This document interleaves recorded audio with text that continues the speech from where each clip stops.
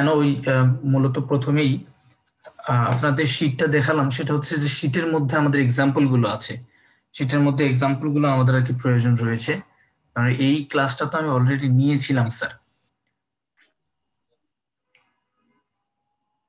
সেই জন্য প্রথম থেকেই শীটটাকে দেখাচ্ছিলাম যে শীটের মধ্যে আমাদের সবচেয়ে বেশি গুরুত্বপূর্ণ কোন কোন পয়েন্টগুলো সেটা তারা দেখতে পারে স্টুডেন্টরা, সেই বিষয় নিয়ে কথা বলতে চাচ্ছিলাম।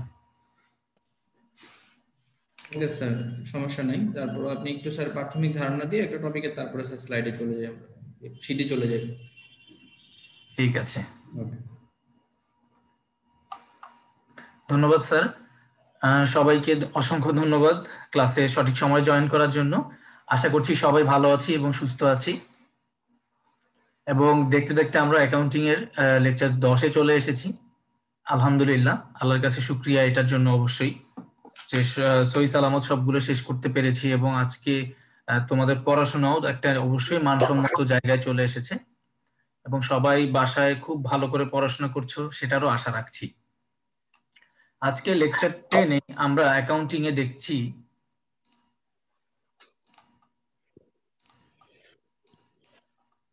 হিসাব বিজ্ঞানের, আমরা অ্যাকাউন্টিং সেকেন্ড পেপারের ব্যয় ও ব্যয় শ্রেণীবিভাগ নামে একটা অধ্যায় রয়েছিল, সেই অধ্যায়ের একটা অংশ আমরা আজকে দেখছি এবং এর সাথে সাথে ব্যবস্থাপনা হিসাব বিজ্ঞান যে অধ্যায়টি রয়েছে সেই অধ্যায় সম্পর্কে আমরা আজকে দেখব।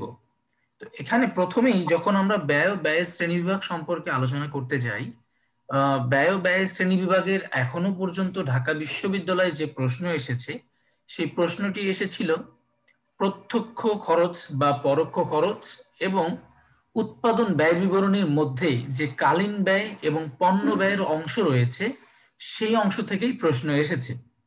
অর্থাৎ আমি যদি পার্টিকুলারলি বলতে চাই তাহলে সেই কোশ্চেনগুলোকে যদি আমি উৎপাদন ব্যয় বিবরণীর কোশ্চেন বলি তাহলে ধরা যায় যে ব্যয় ব্যয় শ্রেণীবিভাগ থেকে খুব বেশি একটা প্রশ্ন এখনো পর্যন্ত কখনো আসেনি। তোমরা চাইলে নিজেরাও যাচাই করতে পারো যে এই অধ্যায় থেকে খুব বেশি প্রশ্ন ছিল না। তারপরেও যদি এই অধ্যায় থেকে কোনো কোশ্চেন আসে তাহলে কোন পয়েন্ট থেকে কোশ্চেন আসবে সেই পয়েন্টগুলো চেষ্টা করেছি তোমাদের সামনে স্লাইডে তুলে ধরার জন্য, সেই পয়েন্টগুলোই আলোচনা করেছি। যেমন শুরুতেই ব্যয় ও ব্যয় শ্রেণীবিভাগের মধ্যে আমাদের যে 3টি পয়েন্ট রয়েছে এখানে, যে ব্যয়ের কনসেপ্টটা কি অ্যাকচুয়ালি এবং ব্যয়ের কনসেপ্টের সাথে আর কি জড়িত রয়েছে, কোন অংশটি জড়িত রয়েছে। তো ঠিক সেইটার জন্যই এখন তোমরা দেখতে পাচ্ছ অলরেডি যে ব্যয়, খরচ এবং ক্ষতি এই 3টা বিষয় হচ্ছে একসাথে রিলেটেড টার্ম।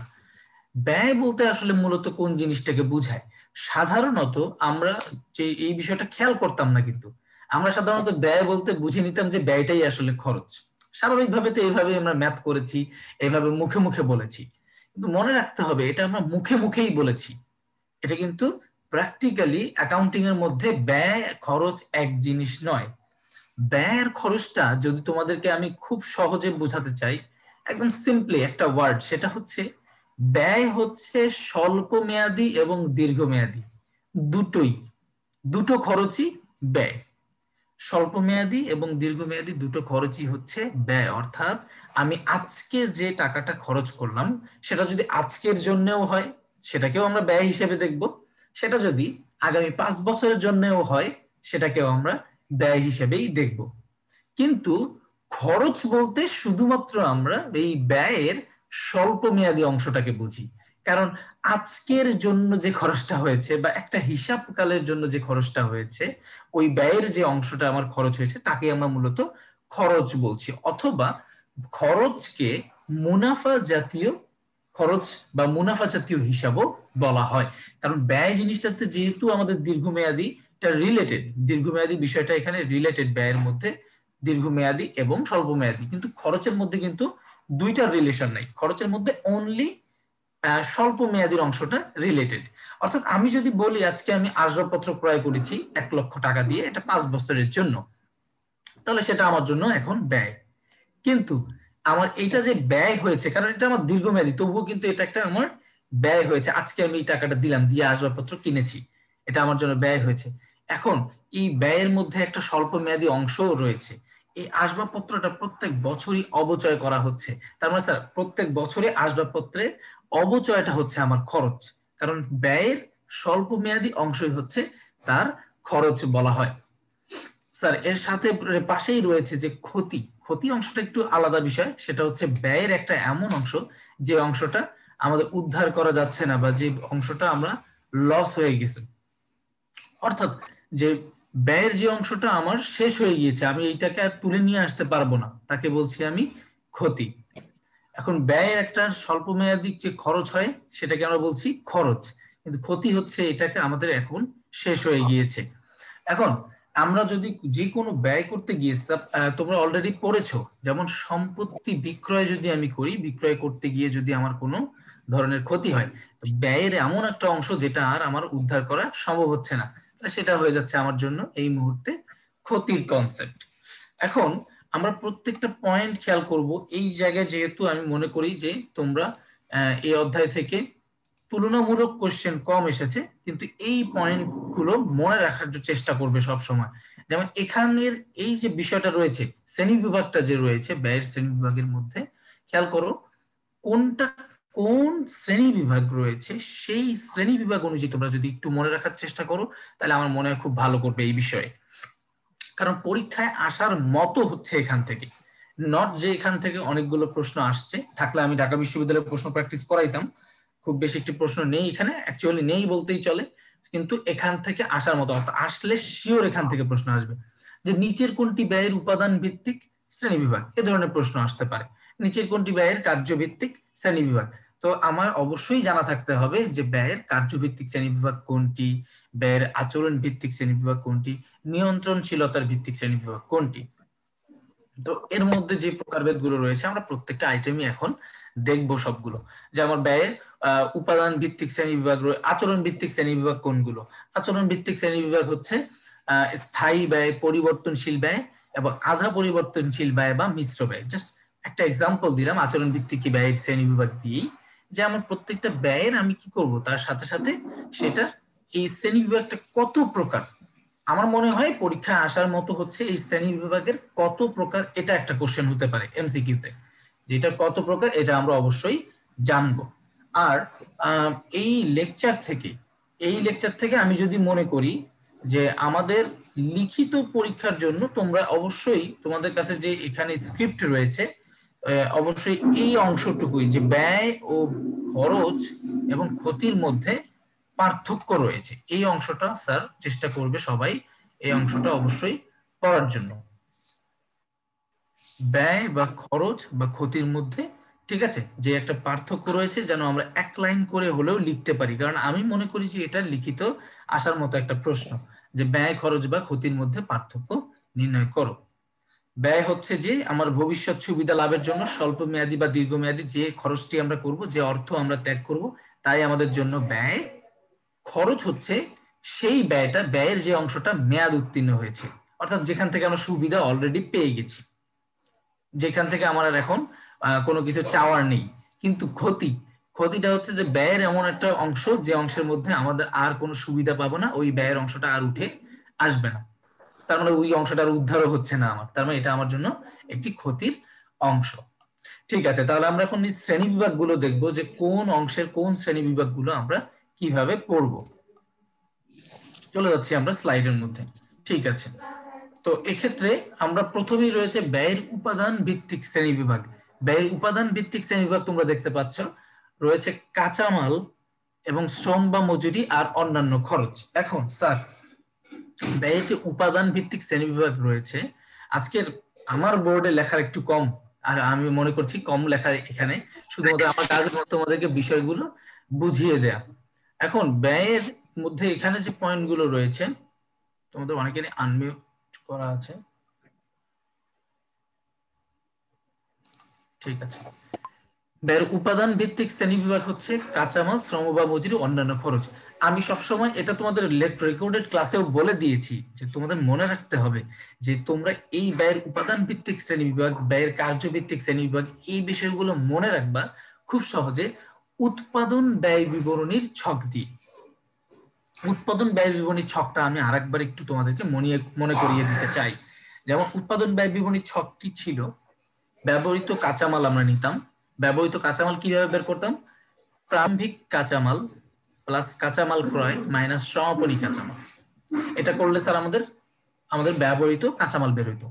ব্যবহৃত কাঁচামালের সাথে সকল প্রত্যক্ষ খরচ যোগ করতাম, অর্থাৎ প্রত্যক্ষ মজুরি, পরিবহন খরচ, সকল প্রত্যক্ষ খরচ যোগ করতাম।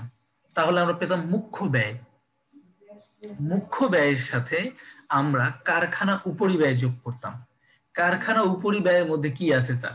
কারখানা উপরিব্যয়ের মধ্যে কারখানা রিলেটেড যত ধরনের খরচ আছে সবগুলোই হচ্ছে কারখানা উপরিব্যয়ের ভিতরে আছে।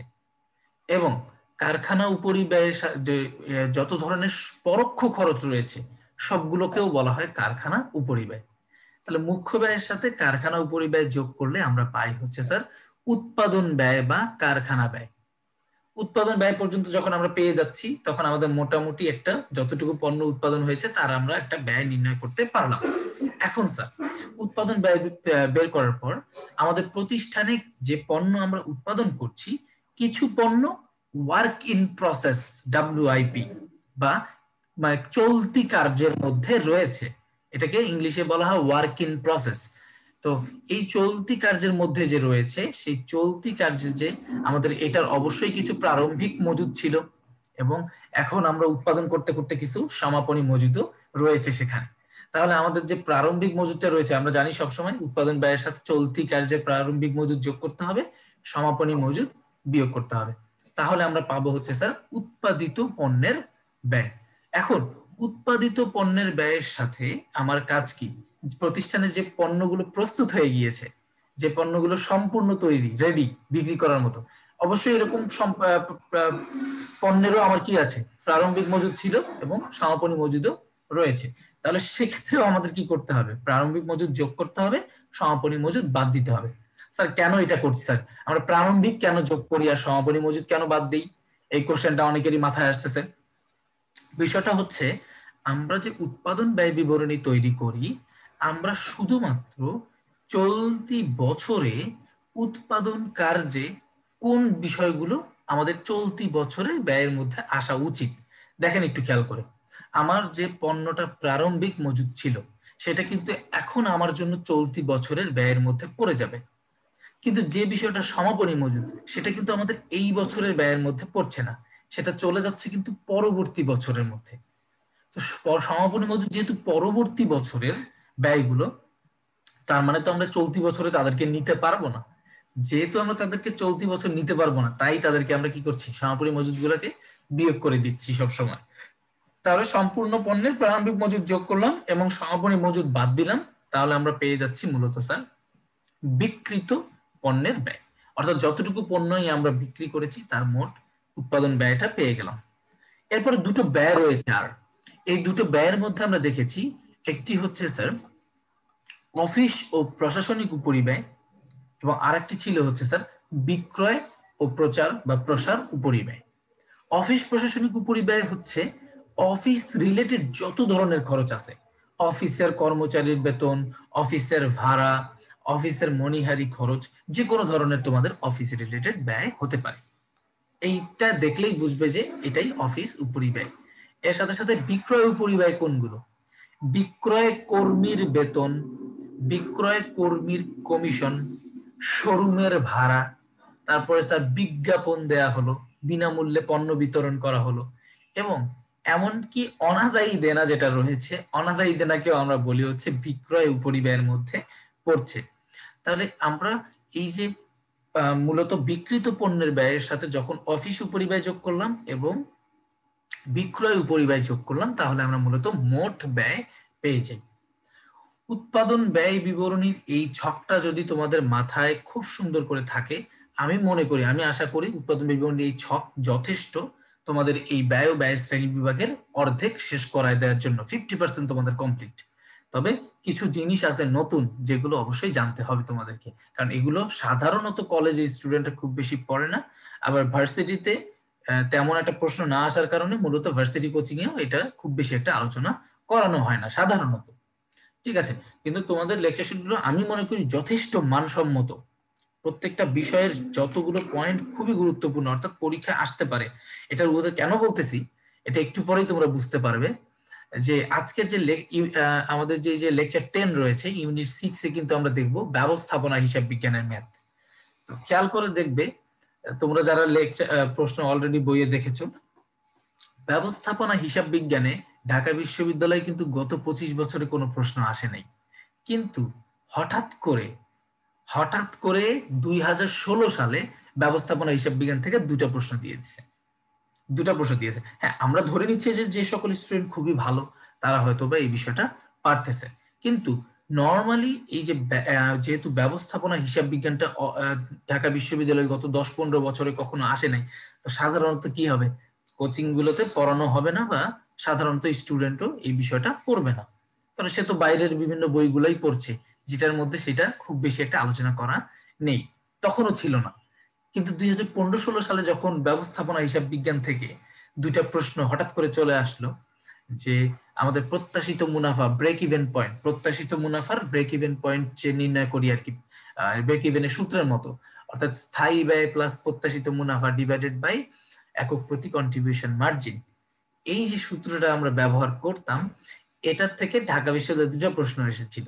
তাহলে অবশ্যই আমাদের স্যার এই বিষয়টা জানা উচিত ছিল। এখন দেখো অলরেডি তোমরা সবাই জানো এই যে 2020-21 সাল আমাদের জন্য আহামরি খুবই সুখকর নয়, একদম করোনা এই পরিস্থিতি এখনো যে খুব বেশি একটি ভালো হয়েছে তাও কিন্তু নয়, এবং বিভিন্ন ধরনের আমরা অশুভ সংবাদ পেয়ে আসছি। তারপরেও মহান আল্লাহর শুকরিয়া যে এর মধ্যেও তোমরা সবাই সবার পড়াশোনার কাজগুলো চালিয়ে যাচ্ছ, এবং তোমাদের পরীক্ষা কিন্তু একটা হওয়ার সম্ভাবনা রয়েছে যেহেতু স্কুল কলেজ খোলার চিন্তা ভাবনা করেছে সরকার। তো আমি বলবো যে দেখেন যে যেহেতু 2016 সালে হঠাৎ করে দুটো কোশ্চেন এসেছে ঢাকা বিশ্ববিদ্যালয় ব্যবস্থাপনা হিসাব বিজ্ঞান থেকে, এখন ব্যয় শ্রেণী বিভাগ থেকে কখনো প্রশ্ন আসে নাই ঢাকা বিশ্ববিদ্যালয়, তার মানে এটা কি আমরা ছেড়ে দিব না? আমি যতটুকু তোমাদের রেকর্ডেড লেকচারে তোমাদেরকে যে টপিক গুলো আমি এখন আলোচনা করছি, হ্যাঁ, মানে যে টপিক গুলো স্লাইডে এনেছি, অন্তত যা লেখা আছে স্লাইডে এই কথাটুকু পর্যন্ত হলেও তোমাদের মুখস্থ থাকতে হবে। যা স্লাইডে নিয়ে এসেছি আমি, যে এটুকু অন্তত হলে তোমাদের মুখস্থ রাখবে, অর্থাৎ পরীক্ষায় আসার মতো কোশ্চেনই হচ্ছে স্যার এইটা, ঠিক আছে? অর্থাৎ আসলে এখান থেকে আসবে, না আসলে নাই। আসলে যেন বলতে পারো যে স্যার যেটা পড়িয়েছে সেটার মধ্যে থেকে এসেছে, অর্থাৎ ব্যাকবোনের স্কুলের যে লেকচার শিটের মধ্যে যে টপিকটি এসেছে এর মধ্যে থেকে প্রশ্ন এসেছে, কনফিডেন্টলি এটা বলে দিতে পারি, কারণ লেকচার শিট আমি দেখেছি কিরকম কন্টেন্ট রয়েছে লেকচার শিটে। তো স্যার আমরা আসি এখন ব্যয়ের উপাদান ভিত্তিক শ্রেণী বিভাগে। আমরা আলোচনা করছিলাম যে এখানে মূলত আমরা উৎপাদন ব্যয় বিবরণী থেকে খুব হেল্প নিতে পারি। এখানে উৎপাদন ব্যয় বিবরণীতে মূলত যে বিষয়গুলো রয়েছে সেখানেই সেই জিনিসটাই এখানে এসেছে, যে উৎপাদন প্রত্যক্ষ কাঁচামাল বা পরোক্ষ কাঁচামাল। প্রত্যক্ষ কাঁচামাল হচ্ছে যেটা ট্রেসেবল কস্ট, হ্যাঁ, আমরা একটা পণ্য উৎপাদন করতে গিয়ে যেটা আমাদের একদম সরাসরি ব্যবহার হয়েছে এবং যেটা ছাড়া ওই পণ্যটা উৎপাদন করা সম্ভবই না, সেই পণ্যটা উৎপাদন করা সম্ভবই না, তাকে বলতেছি আমরা প্রত্যক্ষ কাঁচামাল। অর্থাৎ এটা ছাড়া তো এই পণ্যটা হবেই না। ঠিক আছে, আমি একটা শার্ট বানালাম কাপড় দিয়ে, এখন এই যে শার্ট বানালাম কাপড় দিয়ে, শার্ট তো হয়েছে, কিন্তু পরিপূর্ণ শার্ট বানানোর জন্য কিন্তু আমার বোতাম দরকার। পরিপূর্ণ শার্টের জন্য আমার বোতাম দরকার। বোতাম একটা অবশ্যই ওই শার্টের কাঁচামাল, কিন্তু শার্টটা কিন্তু হয়েছে কাপড় দিয়ে, কিন্তু বোতাম জিনিসটা কিন্তু আমার পরোক্ষ কাঁচামাল। আর এই যে আমাদের উৎপাদন ব্যয় হিসাব বিজ্ঞানের যে অংশটা আমরা পড়াশোনা করছি, এই বিষয়টা হচ্ছে সাধারণত জাজমেন্টাল মানে হচ্ছে এটার যে একদম, যেমন আমাদের আর্থিক অবস্থার বিবরণী কিন্তু একদম একবারে বেসিক একটা ছক দিয়ে দেওয়া আছে, কোনটা কোন ধরনের ব্যয়, কোনটা পরিচালন ব্যয়, কোনটা অপরিচালন ব্যয়, এগুলা একটা কি দেওয়া আছে, একটা ছক দেওয়া আছে। 9-10 বইও দেওয়া ছিল, ইন্টারের বইয়েতেও দেওয়া ছিল, অর্থাৎ আমাদেরকে একটা চোখে আঙ্গুল দিয়ে দেখিয়ে দেওয়া হতো যে কোনটা অ্যাকচুয়ালি পরোক্ষ পরিচালন ব্যয়, কোনটি অপরিচালন ব্যয়, কোনটি প্রত্যক্ষ, মানে সবকিছু লিখে দেওয়া থাকতো। কিন্তু আমরা যে আজকে পড়ছি ব্যয় শ্রেণী বিভাগ বা ব্যবস্থাপনা হিসাব বিজ্ঞান, এই অধ্যায়টাতে যে ব্যয়ের এক্সাম্পল গুলো আমরা পড়ি এটা হচ্ছে মূলত জাজমেন্টাল, অর্থাৎ আমরা অনুমান করে নিই।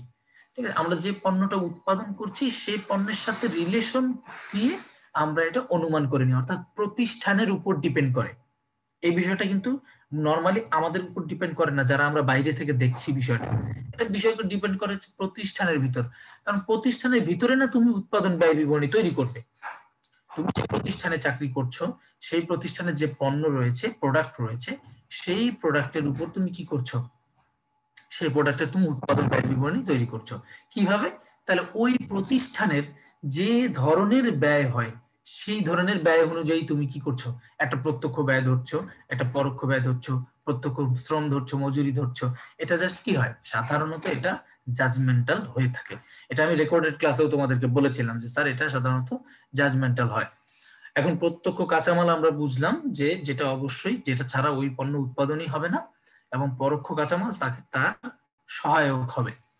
প্রত্যক্ষ শ্রম বা মজুরি যেটা রয়েছে, প্রত্যক্ষ শ্রম হচ্ছে একদম পণ্য উৎপাদনের শ্রমিকের যে বেতন রয়েছে সেগুলোকে আমরা প্রত্যক্ষ শ্রম বলি। অর্থাৎ আমাদের কাঁচামাল সংগ্রহের মধ্যে যে প্রত্যক্ষ খরচ রয়েছে সেগুলোকেই মূলত আমরা প্রত্যক্ষ শ্রম বলি।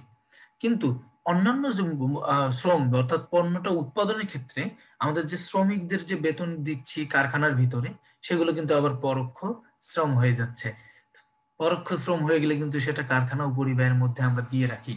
এবং অন্যান্য খরচটা যেটা আছে স্যার, অন্যান্য খরচ দেখেন, আমরা উৎপাদন ব্যয় বিবরণীতে কয়টা বিষয় পেলাম? উৎপাদন ব্যয় বিবরণীতে পেলাম প্রত্যক্ষ সকল খরচগুলো, প্রত্যক্ষ সকল খরচগুলো যদি আমরা নিই, তাহলে প্রত্যক্ষ খরচগুলো নিলে আমরা কি পাচ্ছি স্যার? মুখ্য ব্যয়ের ভিতরে পাচ্ছি। প্রত্যক্ষ খরচগুলো আমাদেরকে কি দিচ্ছে? মুখ্য ব্যয় পর্যন্ত পাচ্ছি। আমরা উৎপাদন ব্যয় বিবরণী কথা বলছি, যে প্রত্যক্ষ ব্যয় পর্যন্ত যদি নেই, আর আমরা যদি পরোক্ষ খরচ পর্যন্ত যদি নেই, তাহলে আমরা কি পর্যন্ত পাচ্ছি? তাহলে আমরা চলে যাচ্ছি কিন্তু উৎপাদন ব্যয় পর্যন্ত। পরোক্ষ খরচগুলো কি কারখানা উপরিব্যয় যেহেতু আছে, তার মানে উৎপাদন ব্যয় পর্যন্ত চলে যাচ্ছি। তাহলে স্যার আর কোন কোন ব্যয় বাকি রয়েছে? যেহেতু আমরা প্রত্যক্ষ এবং পরোক্ষ সব দিয়েছি, একটু খেয়াল করে দেখেন আর কি কি ব্যয় বাকি আছে। আর ব্যয় যেটা বাকি রয়েছে সেটা হচ্ছে অফিস উপরিব্যয়,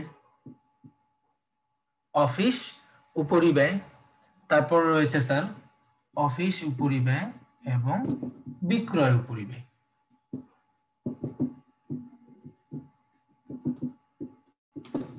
অফিস উপরিব্যয় এবং বিক্রয় উপরিব্যয়, এই দুইটা ব্যয় রয়েছে। আর এখন এই যে উৎপাদন ব্যয় হচ্ছে পরোক্ষের সাথে মিল আছে, এবং অফিস এবং বিক্রয় উপরিব্যয় আলাদা যে দুইটা ব্যয় রয়েছে, এই ব্যয়গুলোকে আমরা একত্রে বলতেছি, এই ব্যয়গুলোকে আমরা একত্রে বলতেছি অন্যান্য খরচ। অন্যান্য খরচ। আমি চেষ্টা করছি মূলত উৎপাদন ব্যয় বিবরণীর সাথে তোমাদেরকে বিষয়টা মিলাই দেওয়ার জন্য, যে প্রত্যক্ষ খরচ যেটা আছে সেটা কিন্তু আমার মুখ্য ব্যয়ের মধ্যেই চলে যাচ্ছে। প্রত্যক্ষ খরচ, প্রত্যক্ষ কাঁচামাল, প্রত্যক্ষ মজুরি যেগুলাই আছে না কেন, অর্থাৎ প্রত্যক্ষ খরচ আমার মুখ্য ব্যয়ের ভিতরে আছে।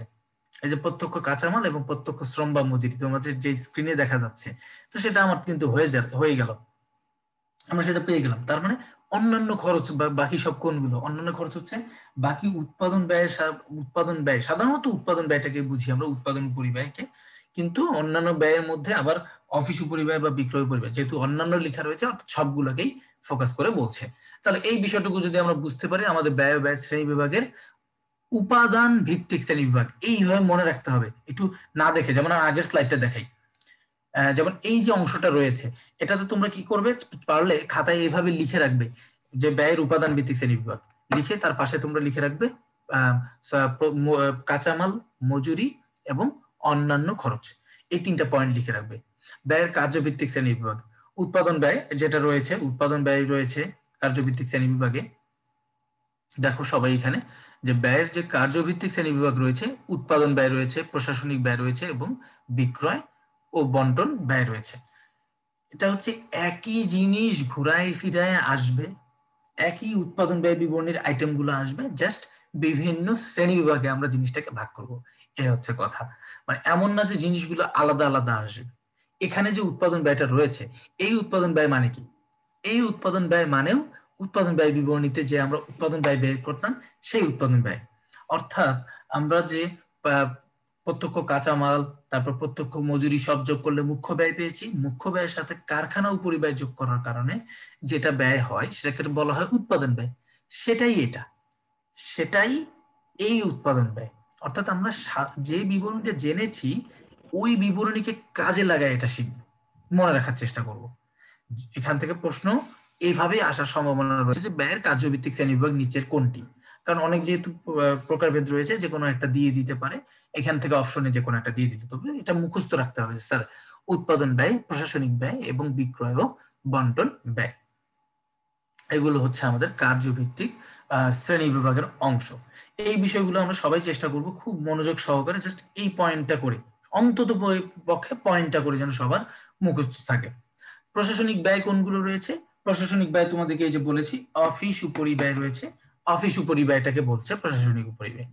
এবং বিক্রয় ও বন্টন ব্যয় বলতেছে বিক্রয় ও বন্টন ব্যয় সংক্রান্ত উপরিব্যয়। অর্থাৎ উৎপাদন ব্যয় বিবরণী ছক যদি একটা স্টুডেন্টের ভালো জানা থাকে, তার ব্যয় ও ব্যয় শ্রেণী বিভাগটা তেমন একটা আটকানোর কথা না। এবং এর উদ্দেশ্যে, এই উদ্দেশ্যেই মূলত আমি তোমাদের এই স্লাইডটি দিয়েছিলাম, যে সহজে বোঝার জন্য যদি আমি তোমাদেরকে বলি, তাহলে উৎপাদন ব্যয় বিবরণী ছকটাই আমরা কাজে লাগাতে পারি এই ব্যয়গুলো বোঝার জন্য। তাহলে আমরা ব্যয়ের কি কি বুঝলাম? ব্যয় ও ব্যয় শ্রেণী বিভাগের মধ্যে অলরেডি আমরা উপাদান ভিত্তিক এবং কার্যভিত্তিক শ্রেণী বিভাগটা বুঝে ফেললাম। উপাদান ভিত্তিক বা কার্যভিত্তিক শ্রেণী বিভাগগুলো বুঝলাম, এই বিষয়গুলো। এর পরবর্তীতে সহজে বোঝার জন্য এই বিষয়টা কিন্তু তোমরা খেয়াল রাখবে, এতক্ষণ ধরে তাই বলছি কিন্তু স্যার, যে তোমরা উৎপাদন ব্যয় বিবরণী থেকে মাথায় আইডিয়া নিয়ে তারপর তোমরা এখানে কাজে লাগাবা ব্যয় ব্যয় শ্রেণী বিভাগের মধ্যে। তো এখানে কিছু আমার প্রশ্ন দিয়েছিলাম ম্যাথ, তোমাদের ম্যাথ করানোর জন্য। আশা করছি এই ম্যাথগুলো তোমরা করেছো। তারপরেও একটা দুটা ম্যাথ দেখি, যেহেতু এখান থেকে ম্যাথ এখনো তেমন একটা আসেনি। উৎপাদন ব্যয় বিবরণীর যে ম্যাথ এসেছে সেটা উৎপাদন ব্যয় বিবরণী অধ্যায় থেকেই এসেছে। তবে তোমরা পড়াশোনা করেছো কিনা তোমাদের এঙ্গেজমেন্টের জন্য আমি এখন বলবো, এখন যে স্ক্রিনে যে কোশ্চেনটি রয়েছে, তোমরা এই স্ক্রিনে দেখানো কোশ্চেনটি একটু অ্যান্সার করার চেষ্টা করো। দেখি কে কতটুকু ক্লাসে আমরা মনোযোগ দিয়েছি, রেকর্ডেড ক্লাসে। দেখি এটা একটু অ্যান্সারটা বের করা শুরু করো। আসিফ একটা অ্যান্সার দিয়েছে, দেখি আর কে কে কিরকম অ্যান্সার দেয়। একটু তোমাদেরও এঙ্গেজমেন্টটা নিয়ে আসি, তোমরাও একটু ক্লাসে জয়েন করো, ক্লাসে পার্টিসিপেট করো সবাই।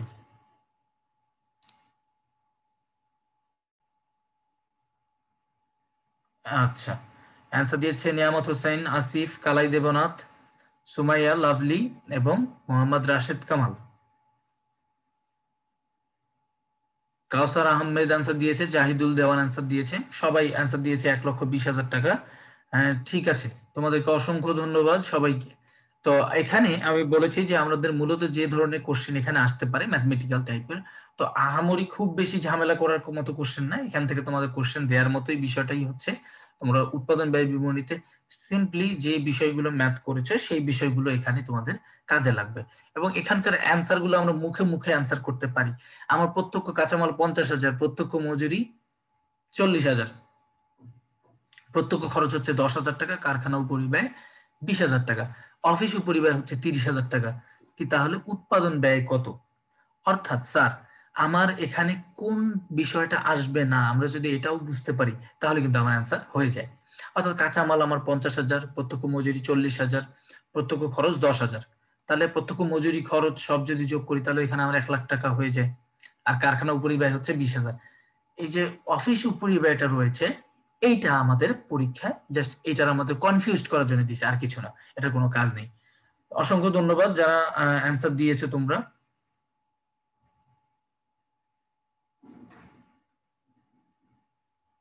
ঠিক আছে, রাজু শেখ বলেছে কার্যভিত্তিক শ্রেণী বিভাগটা আরেকবার দেখানোর জন্য। ঠিক আছে স্যার, একটু মনোযোগ দিয়ে স্যার।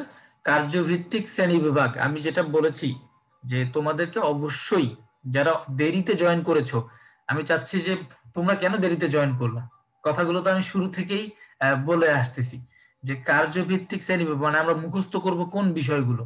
আমরা এগুলো মুখস্থ করার মতো বিষয়টাই হচ্ছে যে এই যে কোন কোন শ্রেণী বিভাগ, এই যে স্লাইডটা রয়েছে ব্যয় শ্রেণী বিভাগটা, এই স্লাইডটা তোমরা আর কি মুখস্থ করবা যে ব্যয় শ্রেণী বিভাগ, ব্যয়ের উপাদান ভিত্তিক শ্রেণী বিভাগ কয়টি, সবকিছুই কিন্তু স্লাইডে দেয়া আছে।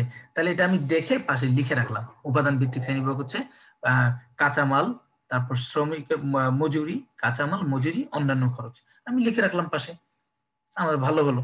ব্যয়ের কার্যভিত্তিক শ্রেণীবিভাগ আমি পাশে 3টা পয়েন্ট লিখে রাখলাম, উৎপাদন ব্যয়, প্রশাসনিক ব্যয় এবং বিক্রয় ও বন্টন উপরিব্যয়। অর্থাৎ আলটিমেটলি ওই উৎপাদন ব্যয় বিবরণীটাকেই ভাগ করছি আমরা। এই পয়েন্টগুলো করে করে লিখবো। তো কার্যভিত্তিক শ্রেণীবিভাগটা আমরা বলছি যে 3টা পয়েন্ট রয়েছে। কার্যভিত্তিক শ্রেণীবিভাগের মধ্যে রয়েছে হচ্ছে উৎপাদন ব্যয়, প্রশাসনিক ব্যয় এবং বিক্রয় উপরিব্যয়। একটু খেয়াল করে দেখো যে আলটিমেটলি আমরা যদি পণ্যের উৎপাদন ব্যয় বিবরণী তৈরি করতে যাই তাহলে আমরা কিন্তু এই যে উৎপাদন ব্যয় কিন্তু পেয়েছি, উৎপাদন ব্যয় পেয়েছি। মুখ্য ব্যয়ের সাথে কারখানা উপরিব্যয়ের আইটেমগুলো যোগ করলে আমরা কি পাই? উৎপাদন ব্যয় পেয়ে যাই। এবং উৎপাদন ব্যয়ের পরে তো প্রারম্ভিক মজুদ আর সমাপনী মজুদের কাজ। এরপরে কি পাই আসলে? এরপরেই পাই হচ্ছে অফিস ও প্রশাসনিক ব্যয় এবং বিক্রয় সংক্রান্ত ব্যয়। মানে এইভাবে যদি আমরা ডিপলি চিন্তা করি তার মানে এই 3টা ব্যয় দিয়েই কিন্তু মোট ব্যয় হয়ে যাচ্ছে। অর্থাৎ আমার উৎপাদন ব্যয়টা কত টাকা লাগতেছে এবং অফিস ও প্রশাসনিক ব্যয় এবং বিক্রয় ব্যয়, 3টা ব্যয় দিয়ে তো মোট ব্যয় বের হয়ে যাচ্ছে। আমার তো মূল টার্গেটই হচ্ছে উৎপাদন ব্যয় বিবরণীর মোট ব্যয় সম্পর্কে জানা। তাহলে আমরা অলরেডি মোট ব্যয় সম্পর্কে পেয়ে যাচ্ছি। এখন স্যার অফিস ও প্রশাসনিক উপরিব্যয়, এটা আমি একটু আগেই কিন্তু বলে আসলাম যে অফিস রিলেটেড যত ধরনের খরচ আছে, যেমন অফিসের কর্মচারীর বেতন, অফিসের আসবাবপত্রের অবচয়, অফিসের ডাক ও তার খরচ, অফিসের আপ্যায়ন খরচ, হ্যাঁ, অফিসের বিদ্যুৎ বিল, অফিস রিলেটেড যত ধরনের খরচ রয়েছে সেগুলো অফিস ও প্রশাসনিক উপরিব্যয়। বিক্রয় উপরিব্যয় রয়েছে এর মধ্যে। এখন বিক্রয় উপরিব্যয় কোনগুলো? বিক্রয় সংক্রান্ত যত ধরনের খরচ রয়েছে সেগুলোকে আমরা বলি বিক্রয় উপরিব্যয়। অর্থাৎ বিক্রয় করতে গিয়ে আমার কি কি খরচ হচ্ছে স্যার, যেমন বিক্রয় কর্মীর বেতন, মানে sales manager, sales supervisor, sales representative, যাদেরকে বলতেছি আমার বিক্রয় ব্যবস্থাপকের বেতন বা বিক্রয়ের সুপারভাইজারের বেতন, বিক্রয় কর্মীর বেতন, বিক্রয় কর্মীর কমিশন। এরপরে রয়েছে বিজ্ঞাপন খরচ। অর্থাৎ এই বিষয়গুলোকে ভেঙে ভেঙেই কিন্তু মূলত, অর্থাৎ মেইনলি কিন্তু কি বললাম যে স্যার একই জিনিস প্রত্যেকটা আলাদা আলাদা শ্রেণী বিভাগে আলাদা আলাদা ভাবে আসে। জিনিস একই কিন্তু প্রত্যেকটা আলাদা আলাদা শ্রেণী বিভাগে আলাদা আলাদা ভাবে আসে। তবে দুই একটা জিনিস একটু এক্সেপশনাল রয়েছে, সেই বিষয়গুলো একটু আলাদা স্যার, সেটা মনে রাখার চেষ্টা করতে হবে অ্যাকচুয়ালি।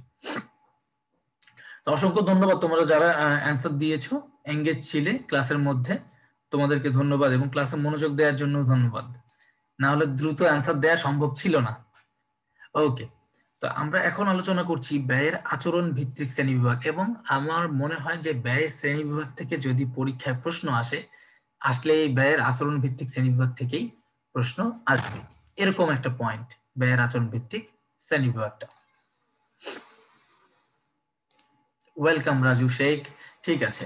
তো ব্যয়ের আচরণ ভিত্তিক শ্রেণীবিভাগ, ওই যে বললাম না একটু আগে, একই জিনিস শুধু ঘুরায় ফিরায় পড়বো, একই জিনিস ঘুরায় ফিরায় পড়বো। ব্যয়ের আচরণ ভিত্তিক শ্রেণীবিভাগ বলছে যে ব্যয়কে আমরা 3 ভাগে তাহলে চেহারাটা দেখবো। ব্যয়ের চেহারাটা 3 ধরনের করে দেখবো। কিভাবে? ব্যয়টা হতে পারে স্থায়ী ব্যয়, ব্যয়টা হতে পারে পরিবর্তনশীল ব্যয় এবং ব্যয়টা হবে মিশ্র ব্যয়। 3 ধরনের স্টাইলে আমরা ব্যয়ের চেহারাটা দেখতেছি, চেহারাটা তার। এখন স্যার স্থায়ী ব্যয়টা আবার কিভাবে হয়? এখানে আচরণ বলতে আচার আচরণ আমরা যেভাবে ভাবতেছি সেভাবেই বোঝাচ্ছে ব্যয়ের ক্ষেত্রেও, ঠিক আছে? যে ব্যয়ের হচ্ছে গিয়ে সময় অনুযায়ী তার আচারটা কেমন, তার আচরণটা কেমন করছে, কতটুকু সময় আমরা এই ব্যয়ের মধ্যে থেকে পাচ্ছি, বা এই ব্যয়টা আমার চেঞ্জ করা সম্ভব কিনা, এই ব্যয়টা আমার উৎপাদনের এককের সাথে রিলেটেড কিনা, এই সবকিছু আমরা জানতে পারতেছি আচরণ ভিত্তিক শ্রেণী বিভাগের মাধ্যমে। অলরেডি এটা আমরা উৎপাদন ব্যয় বিবরণী যখন করেছি সেক্ষেত্রে কিন্তু আমরা জেনে এসেছি যে কি ধরনের ব্যয়কে স্থায়ী ব্যয় বলি আমরা, পরিবর্তনশীল ব্যয় কাকে বলি। তারপরও একটু মনোযোগ দিই আমরা সবাই, পরিবর্তনশীল ব্যয় বলতে আমরা কি বুঝি? অর্থাৎ ব্যয়ের যে অংশটা উৎপাদনের সাথে পরিবর্তনশীল। স্যার এই বিষয়টা আমি চেষ্টা করি সবসময় একটা সহজ একটা এক্সাম্পল মাথায় নেওয়ার জন্য। আর এক্সাম্পল যত সহজ হবে তোমাদের পড়াটা তত সহজ হবে, বুঝতে মনে রাখতে সুবিধা হবে। আমি যদি একটা জাস্ট গ্রামে একটা রুটির দোকান, দেখেন না মাঝে মাঝে ভাপা পিঠা, শীতকালে কি করে কিছু কিছু ছোট ছোট দোকান বসে যারা ভাপা পিঠা বানায়, তারা শুধুমাত্র এই শীতকালেই বসে ভাপা পিঠারই বিজনেসটা করে থাকে।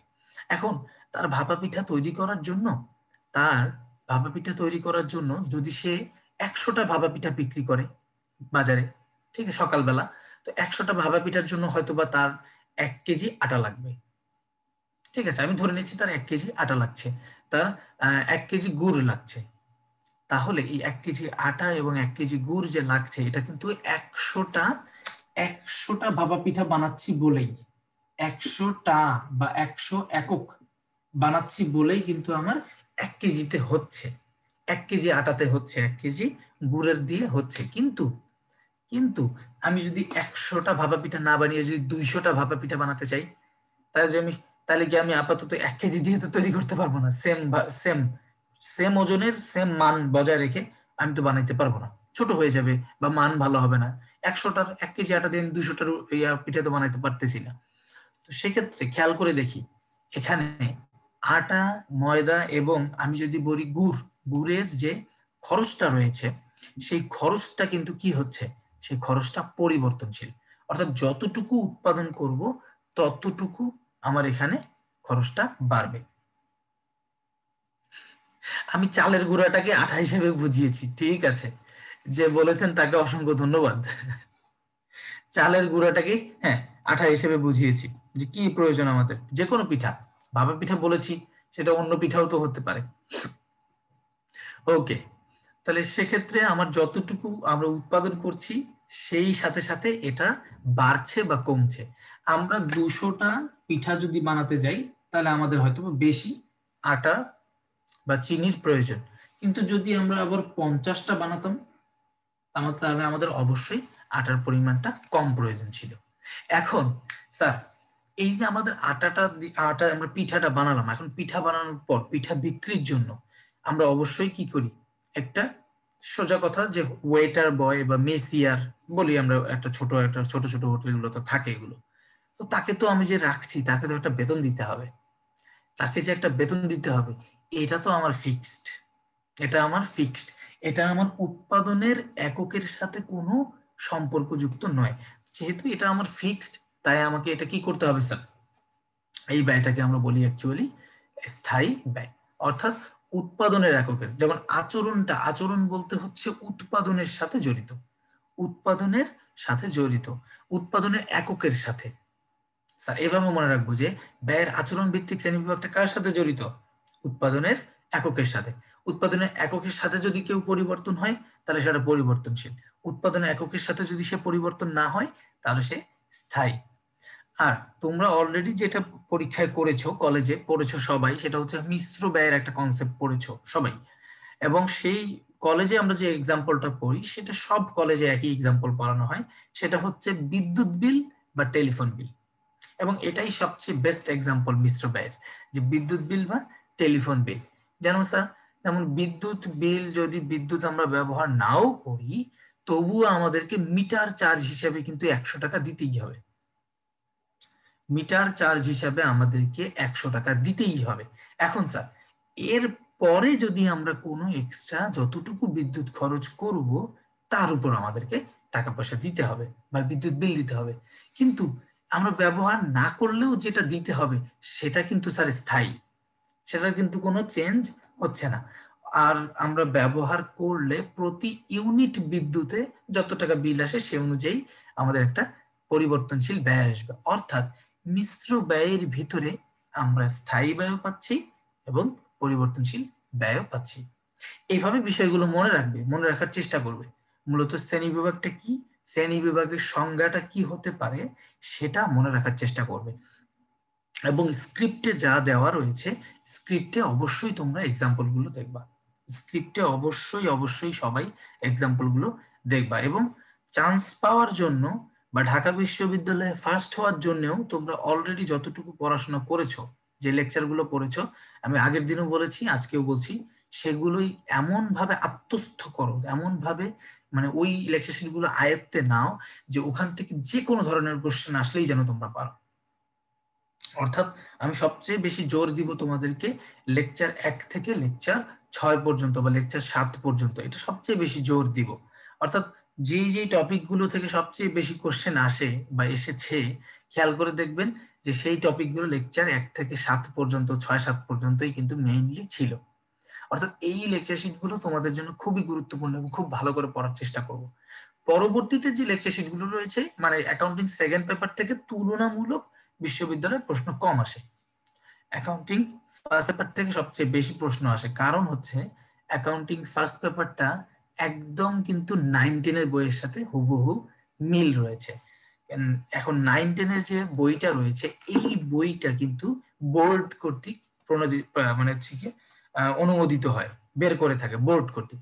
এখন ঢাকা বিশ্ববিদ্যালয়তে স্যার অবশ্যই বোর্ড বইটা ফলো করবে, অর্থাৎ 9-10 বইয়ের সাথে আমাদের অ্যাকাউন্টিং ফার্স্ট পেপারের যে মিলটা রয়েছে এর কারণে অ্যাকাউন্টিং ফার্স্ট পেপার থেকে সবচেয়ে বেশি কোশ্চেন আসে ঢাকা বিশ্ববিদ্যালয়ে। অ্যাকাউন্টিং সেকেন্ড পেপার থেকে তুলনামূলক কোশ্চেন খুবই কম আসে। তো এখানে মেইনলি ফোকাসড হবে তোমরা লেকচার 1 থেকে 6 একদম যেন একদম ঠুটস্থ হয় এটা স্যার, টিএম টানা মুখস্থ যেন হয় স্যার, এটা সবারই যেন টানা মুখস্থ থাকে, যে কোনো ধরনের প্রশ্ন আসলে যেন তোমরা প্রস্তুত থাকো। এর পরবর্তীতে স্যার আমরা দেখি এইখানে আমরা আলোচনা করলাম ব্যয়ের আচরণ ভিত্তিক শ্রেণী বিভাগ আচরণ করলাম, তাদের আচরণ অনুযায়ী স্থায়ী কোনটা পরিবর্তনশীল কোনটা এই বিষয়গুলো। তো স্থায়ী ব্যয় ও পরিবর্তনশীল ব্যয়ের একটা পয়েন্টই আমি এখানে আলোচনা করতে চাচ্ছি। এই পয়েন্টটা হচ্ছে যে স্থায়ী ব্যয়টা একক প্রতি পরিবর্তনশীল। আমরা এখানে যে পার্থক্যের সেকেন্ড পয়েন্ট রয়েছে সেটা আমি আলোচনা করছি। স্থায়ী ব্যয় একক প্রতি পরিবর্তনশীল, কিন্তু পরিবর্তনশীল ব্যয় আবার একক প্রতি স্থায়ী। এই বিষয়টা পরীক্ষায় আসার মতো আমি মনে করি। তোমরা অবশ্যই যা দিয়েছি এই পয়েন্টগুলো তোমরা সবাই ভালো করে মুখস্থ করার চেষ্টা করবে, ঠিক আছে? না আদার্স ইউনিভার্সিটি বা অন্য কোথাও 9-10 বই থেকে কোশ্চেন আসে না, কোথাও 9-10 বই থেকে কোশ্চেন আসে না। রাজু শেখ, আমি যে বিষয়টা বোঝানোর চেষ্টা করেছি সেটা হচ্ছে যে 9-10 বইটা তো একটা বোর্ড বই। এই বইয়ের টপিকগুলো মানে হচ্ছে বেসিক লেভেল, এবং বেসিক হচ্ছে আমাদের অ্যাকাউন্টিং ফার্স্ট পেপার। এটাকে বুঝিয়েছি। রাজু শেখ কি বুঝতে পেরেছো আমার কথাটা? মানে অ্যাকাউন্টিং ফার্স্ট পেপার থেকে কেন বেশি কোশ্চেন আসে সেটা বুঝিয়েছি তোমাদেরকে, যে আমাদের যে বেসিকটা সেই বেসিকটা হচ্ছে অ্যাকাউন্টিং ফার্স্ট পেপারে, ঠিক আছে? আমাদের অ্যাডভান্স লেভেলের পড়াশোনা হচ্ছে অ্যাকাউন্টিং সেকেন্ড পেপার। আমরা আরো যখন অনার্সে যাব, বিবিএ এমবিএ করব, তো সেখানে গিয়ে কিন্তু আমাদের অ্যাকাউন্টিং সেকেন্ড পেপারের পড়াশোনাগুলোই বিস্তারিত হবে, ঠিক আছে? বিস্তারিত হবে। তো সেক্ষেত্রে কিন্তু ওইটা একদম অ্যাডভান্স লেভেল বলা যায়, কিন্তু একদম বেসিক হচ্ছে অ্যাকাউন্টিং ফার্স্ট পেপার, ঠিক আছে? অ্যাকাউন্টিং ফার্স্ট পেপার থেকেই সবসময় বেশি প্রশ্ন এসে থাকে। আর অ্যাকাউন্টিং সেকেন্ড পেপার থেকে যে অধ্যায়গুলো প্রশ্ন আসে সেটা তো আমি তোমাদের দেখিয়েছি, যে আমাদের অংশীদারি ব্যবসায় থেকে প্রশ্ন অনেক বেশি এসেছে এখনো পর্যন্ত তোমার অব্যবসায়ী প্রতিষ্ঠান থেকে মাত্র 6-7টা প্রশ্ন আসছে। লিফো ফিফো থেকে এখনো পর্যন্ত ঢাকা বিশ্ববিদ্যালয়ে মাত্র 30 বছরে 3টা প্রশ্ন আসছে। আমার অংশীদারি ব্যবসা থেকে 20টার মতো প্রশ্ন আসছে, 20টার বেশি। তারপর আমি তোমাদেরকে এটা বলে দিয়েছি যে অংশীদারিটা গুরুত্বপূর্ণ। এখন যে অধ্যায়গুলো পড়ছি এই অধ্যায়গুলো থেকে খুব বেশি প্রশ্ন আসেনি। আমাদের এখানে ব্যবস্থাপনা হিসাব বিজ্ঞান থেকে তো বললাম যে ব্রেক ইভেন পয়েন্টের শুধুমাত্র 2015-16 সালে 2টা প্রশ্ন আসছে গত 30 বছরে, আর কোনো প্রশ্ন আসেনি। ব্যয় শ্রেণী বিভাগ থেকে কোনো প্রশ্নই আসেনি আজ পর্যন্ত। যে প্রশ্ন আসছে সেটা উৎপাদন ব্যয় বিবরণীর সাথে সম্পর্কিত। তার মানে আমি বলতে পারি উৎপাদন ব্যয় বিবরণী থেকে কিন্তু আবার 15-20টা প্রশ্ন এসেছে। এবং অ্যাকাউন্টিং সেকেন্ড পেপারের অনুপাত বিশ্লেষণ যে অধ্যায়টা রয়েছে সেখান থেকে কিন্তু ঠিকই 15-20টা প্রশ্ন এসেছে। অর্থাৎ এখানে আমরা পেলাম অংশীদারি ব্যবসা, তারপরে হচ্ছে উৎপাদন ব্যয় বিবরণী, অনুপাত বিশ্লেষণ, এই অধ্যায়গুলো যে রয়েছে এই অধ্যায়গুলো থেকে প্রশ্ন এসে থাকে। তো এই অধ্যায়গুলো আমরা মূলত বেশি বেশি করে পড়বো। তাছাড়া আমার মনে হয় অ্যাকাউন্টিং সেকেন্ড পেপারে খুব বেশি একটা কষ্ট তোমাদের করতে হবে না ভালো রেজাল্ট করার জন্য, প্রয়োজন পড়বে না তেমন একটা, ঠিক আছে? তাহলে এখানে স্থায়ী ব্যয় বা পরিবর্তনশীল ব্যয় যে আমাদের পার্থক্যটা রয়েছে, সরি আসলে স্থায়ী ব্যয় ও পরিবর্তনশীল ব্যয়ের যে পার্থক্যটি রয়েছে এখানে আমি একটা পয়েন্ট আরেকবার আলোচনা করে দিচ্ছি তোমাদের, সেটা হচ্ছে স্থায়ী ব্যয় একক প্রতি পরিবর্তনশীল, আর পরিবর্তনশীল ব্যয় আবার একক প্রতি স্থায়ী। এটা মনে রাখতে হবে যে স্থায়ী ব্যয় একক প্রতি পরিবর্তনশীল, পরিবর্তনশীল ব্যয় একক প্রতি স্থায়ী।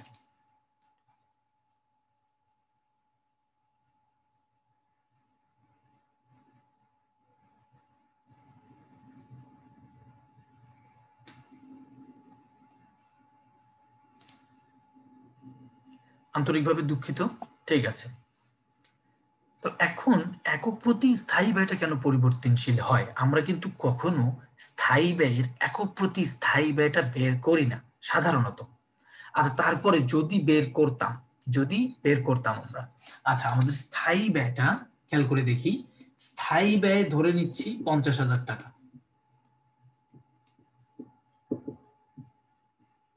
এই বিষয়টা বুঝাই দিয়ে আমি এই টপিকটা ক্লোজ করব, কারণ বাকিগুলো সব বোঝানো রয়েছে। এখন স্থায়ী ব্যয় আমি যদি ধরে নেই যে 50,000 টাকা রয়েছে, একটু খেয়াল করে দেখি। আমি যদি 1000টা পণ্য উৎপাদন করি, 1000টা পণ্য উৎপাদন করি, খেয়াল করে দেখেন 50 টাকা হচ্ছে একক প্রতি স্থায়ী ব্যয়, একক প্রতি ফিক্সড কস্ট, একক প্রতি স্থায়ী ব্যয় হচ্ছে 50 টাকা। যদি আমি কি করি, স্থায়ী ব্যয়টা একক প্রতি বের করি, কিন্তু এই 50,000 টাকাই যদি আমি স্থায়ী ব্যয় ধরে যদি আমি পণ্য 2000টা উৎপাদন করি, তাহলে আমার একক প্রতি আসতেছে 25 দুগুণে 50, অর্থাৎ 25 টাকা। একটু খেয়াল করে দেখি, পণ্যের উৎপাদনের একক চেঞ্জ হওয়ার জন্য স্থায়ী ব্যয় একক প্রতি চেঞ্জ হয়েছে। স্থায়ী ব্যয় কিন্তু ফিক্সড, এখানে কিন্তু টাকা ফিক্সড। যেহেতু আমাদের এখানে এককটা ফিক্সড না, একক তো ফিক্সড না, আমি 1000ও হইতে পারে, 2000ও হতে পারে, 500ও হতে পারে। যেহেতু একক ফিক্সড না, তার মানে আমি যদি কখনো একক প্রতি স্থায়ী ব্যয় নির্ণয় করে দেখা গেল যে একক প্রতি স্থায়ী ব্যয় তো আসলেই পরিবর্তনশীল, এটা তো চেঞ্জ হয়ে যায়। কিন্তু পরিবর্তনশীল ব্যয় আবার কিন্তু স্থায়ী হয়ে যাচ্ছে। কিভাবে একক প্রতি পরিবর্তনশীল ব্যয় স্থায়ী, অর্থাৎ চেঞ্জ হয় না। যেমন আমরা একটা পিঠা বানাতে আমার মনে করেন যতটুকু আমার আটা বা ওই যে চালের গুঁড়া, যে বললো চালের গুঁড়া বা আটা আমার যতটুকু প্রয়োজন, বা হচ্ছে আমার চিনি বা গুড় প্রয়োজন, সেটা আমি হিসাব করে দেখলাম যে একটা একটা পিঠা বানাতে আমার 10 টাকার প্রয়োজন। পিঠাটা আমরা বিক্রি করি 20 টাকা দিয়ে, সমস্যা নেই। এখন 10 টাকা যে প্রয়োজন, এই পরিবর্তনশীল ব্যয়টা, এই পরিবর্তনশীল ব্যয়টা তো 10 টাকা তুমি যতগুলাই উৎপাদন করবে না কেন, একক প্রতি তো 10 টাকাই থাকবে তোমার পণ্যটা। অর্থাৎ যদি ব্রডার চিন্তা করো, বড় অ্যাসপেক্টস চিন্তা করো, ধরে নাও ইউনিলিভার কোম্পানি যে তার লাক্স যে সাবানটা তৈরি করছে, সবগুলো সাবানে তো যেটা একই সাইজের সাবান যদি আমি ধরি, একই প্রোডাক্ট দিচ্ছে, একই পরিমাণ দিচ্ছে, একই জিনিস দিচ্ছে, কিন্তু এর যে পরিমাণটা খরচ হচ্ছে, সেই পরিমাণটা যে এখানে খরচ হইলো কাঁচামালটা, তাহলে সেখানে যে টাকা দিয়ে খরচ করছি সেটা তো আমার সবগুলোর ক্ষেত্রেই সেম। অর্থাৎ একক প্রতি পরিবর্তনশীল ব্যয়টা স্থায়ী হয় সবসময়, আর একক প্রতি স্থায়ী ব্যয়টা পরিবর্তনশীল। কারণ আমার স্থায়ী ব্যয়টা যেহেতু টাকাটা ফিক্সড, তার মানে উৎপাদনের একক দিয়ে যদি ভাগ দেই, টাকার অ্যান্সার তো চেঞ্জ আসবে, স্বাভাবিক। এই জন্য এটাকে বলা হয় স্থায়ী ব্যয়টা একক প্রতি পরিবর্তনশীল। স্যার অবশ্যই এই বিষয়গুলো যারা বুঝবো না, আমি তাদের একটাই সলিউশন, বুঝলে অবশ্যই ভালো, হ্যাঁ, কিন্তু অবশ্যই মনে রাখতে হবে বা মুখস্থ করতে হবে। এটা যেন এক ঠোঁটের মধ্যে থাকে যে স্যার আমার পরীক্ষায় আসছে, ব্রেইন খাটাবো, মাথায় আসবে, দ্রুত এটা মনে মনে বলে সাথে সাথে লিখে ফেলবো, এরকম একটা নিজের প্রতি কনফিডেন্স নিয়ে আসতে হবে। প্রশ্ন পড়ার সাথে সাথে আমাদের মাথায় সব চলে আসবে। ঠিক আছে, তো তোমাদের এঙ্গেজমেন্টের জন্য আমি বলবো যে এখানে তোমরা আমাকে এই কোশ্চেনটা অ্যান্সার করে দিবে, যে একটি প্রতিষ্ঠানে মেরামত রক্ষণাবেক্ষণ খরচ 30,000 টাকা, টেলিফোন বিল 10,000 টাকা, বিদ্যুৎ বিল 12,000 টাকা এবং পানির বিল 8,000 টাকা, তাহলে আধা পরিবর্তনশীল ব্যয় কত টাকা? দেখি তোমরা কে কে ভিডিও ক্লাসটা করেছো এবং তোমাদের মনে আছে কিনা আমাকে অ্যান্সার দেওয়ার চেষ্টা করো। তোমাদেরও ক্লাসের এঙ্গেজমেন্ট করানোর জন্য মূলত একটা ম্যাথ প্র্যাকটিসের জন্য দিলাম, দেখি কে কে কিরকম অ্যান্সার দেয়।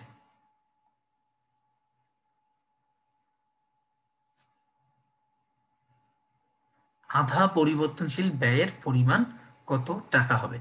কারণ স্থায়ী ব্যয় সম্পর্কে আমরা অলরেডি জানি, বা পরিবর্তনশীল ব্যয় সম্পর্কে আমরা অলরেডি জানি, তবে আমরা আধা পরিবর্তনশীল ব্যয়টা কতটুকু নিব এটা তোমরা নির্ণয় করো।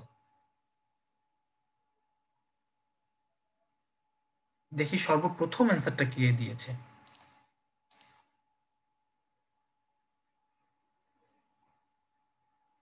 সর্বপ্রথম দিয়েছে ফরহাদ 60,000, মোহাম্মদ আসিফ 20,000, ফাতেমা জান্নাত 30,000। সবারই তো অ্যান্সার চেঞ্জ আসতেছে, কারো মিল নেই।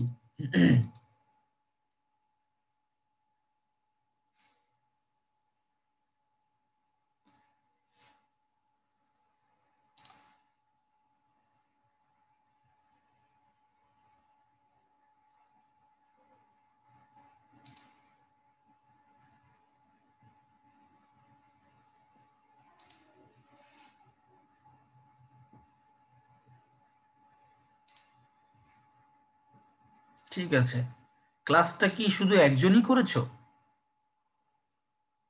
ফরহাদ হোসাইন, ফরহাদ হোসাইনই কি শুধু ক্লাস করেছে?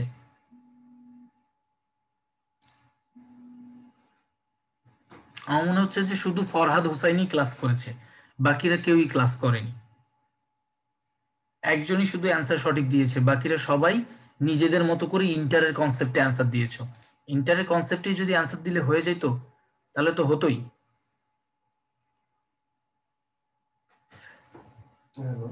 প্রতিষ্ঠানের মেরামত ও রক্ষণাবেক্ষণ খরচ, প্রতিষ্ঠানের মেরামত ও রক্ষণাবেক্ষণ খরচ যে 30,000 টাকা রয়েছে, সেটাকেও একটি আধা পরিবর্তনশীল ব্যয় বলা হয় আমার যতটুকু মনে আছে। ঠিক আছে, অ্যান্সার 60,000 টাকাই হওয়ার কথা। অ্যান্সার তো 60,000 টাকা হওয়ার কথা, তার মানে তোমরা খুব কম সংখ্যক স্টুডেন্ট ক্লাসটি দেখেছো। শুধুমাত্র শুরুতেই ফরহাদ হোসেন অ্যান্সার দিয়েছে। টেলিফোন বিল 10,000 টাকা, বিদ্যুৎ বিল 12,000 টাকা, অর্থাৎ 22,000 টাকা, পানির বিল 8,000 টাকা, তার মানে আমার এখানে চলে আসছে স্যার 30,000 টাকা। কিন্তু মেরামত ও রক্ষণাবেক্ষণ খরচও একটা পোর্শন, আধা পরিবর্তনশীল একটা পোর্শন। এটাকে বলা হয় যে সাধারণত কিছু অংশের জন্য, মানে কাজ বেশি হলে বেশি কাজ করাই আমরা, কিন্তু একটা তো নির্দিষ্ট পরিমাণে তাকে আমার ওই মেরামতের জন্য একটা খরচ একটা দিতেই হয়। আমার মেরামতের জন্য যে কর্মচারীটা আছে তাকে কিন্তু আমি একটা নির্দিষ্ট পরিমাণ বেতন দিচ্ছি, কিন্তু মেরামত করার জন্য আমার যদি মেশিন মেরামত করতে হয়, মেশিনের যে পার্টসটা মেরামত করতে হবে সেটার জন্য তো একটা পার্টস কিনে আনতে হবে, সেটা তো পরিবর্তনশীল। কিন্তু যে কাজটা করতেছে তাকে তো আমি রেখেই দিয়েছি, আমার সে রক্ষণাবেক্ষণ, সেই কথাটা আসতেছে কিন্তু রক্ষণাবেক্ষণ, তার মানে সে চলে যাচ্ছে না, সে এখানেই থাকছে, থেকে রক্ষণাবেক্ষণ করছে। অর্থাৎ এই লাইনটার মধ্যে কিছুটা স্থায়ী খরচ আছে, কিছুটা পরিবর্তনশীল খরচ আছে। এটার মানেই তো আধা পরিবর্তনশীল বা মিশ্র ব্যয়। আধা পরিবর্তনশীল বা মিশ্র। আমাকে একটু বলেন তো বুঝতে পেরেছেন কিনা যারা অ্যান্সার দিয়েছেন, একটু এখন অ্যান্সার বলেন যে বুঝতে পেরেছেন কিনা। জি ভাইয়া, বুঝতে পারছি। ঠিক আছে, ওকে। তাহলে আমি এটা জাস্ট আপনাদেরকে যাচাই করে নিলাম একটু, যে কি অবস্থা কোথায়, আপনাদের এনগেজমেন্টটা দেখলাম। ওকে, তো আমরা আসি এখন হচ্ছে গিয়ে, আমি প্রথমেই বলেছিলাম যে স্যার এই যে শ্রেণী বিভাগগুলো আমরা যখন করব তখন হচ্ছে গিয়ে শ্রেণী বিভাগের কোনটা কোন পয়েন্ট সে অনুযায়ী আমরা পড়াশোনাগুলো করব।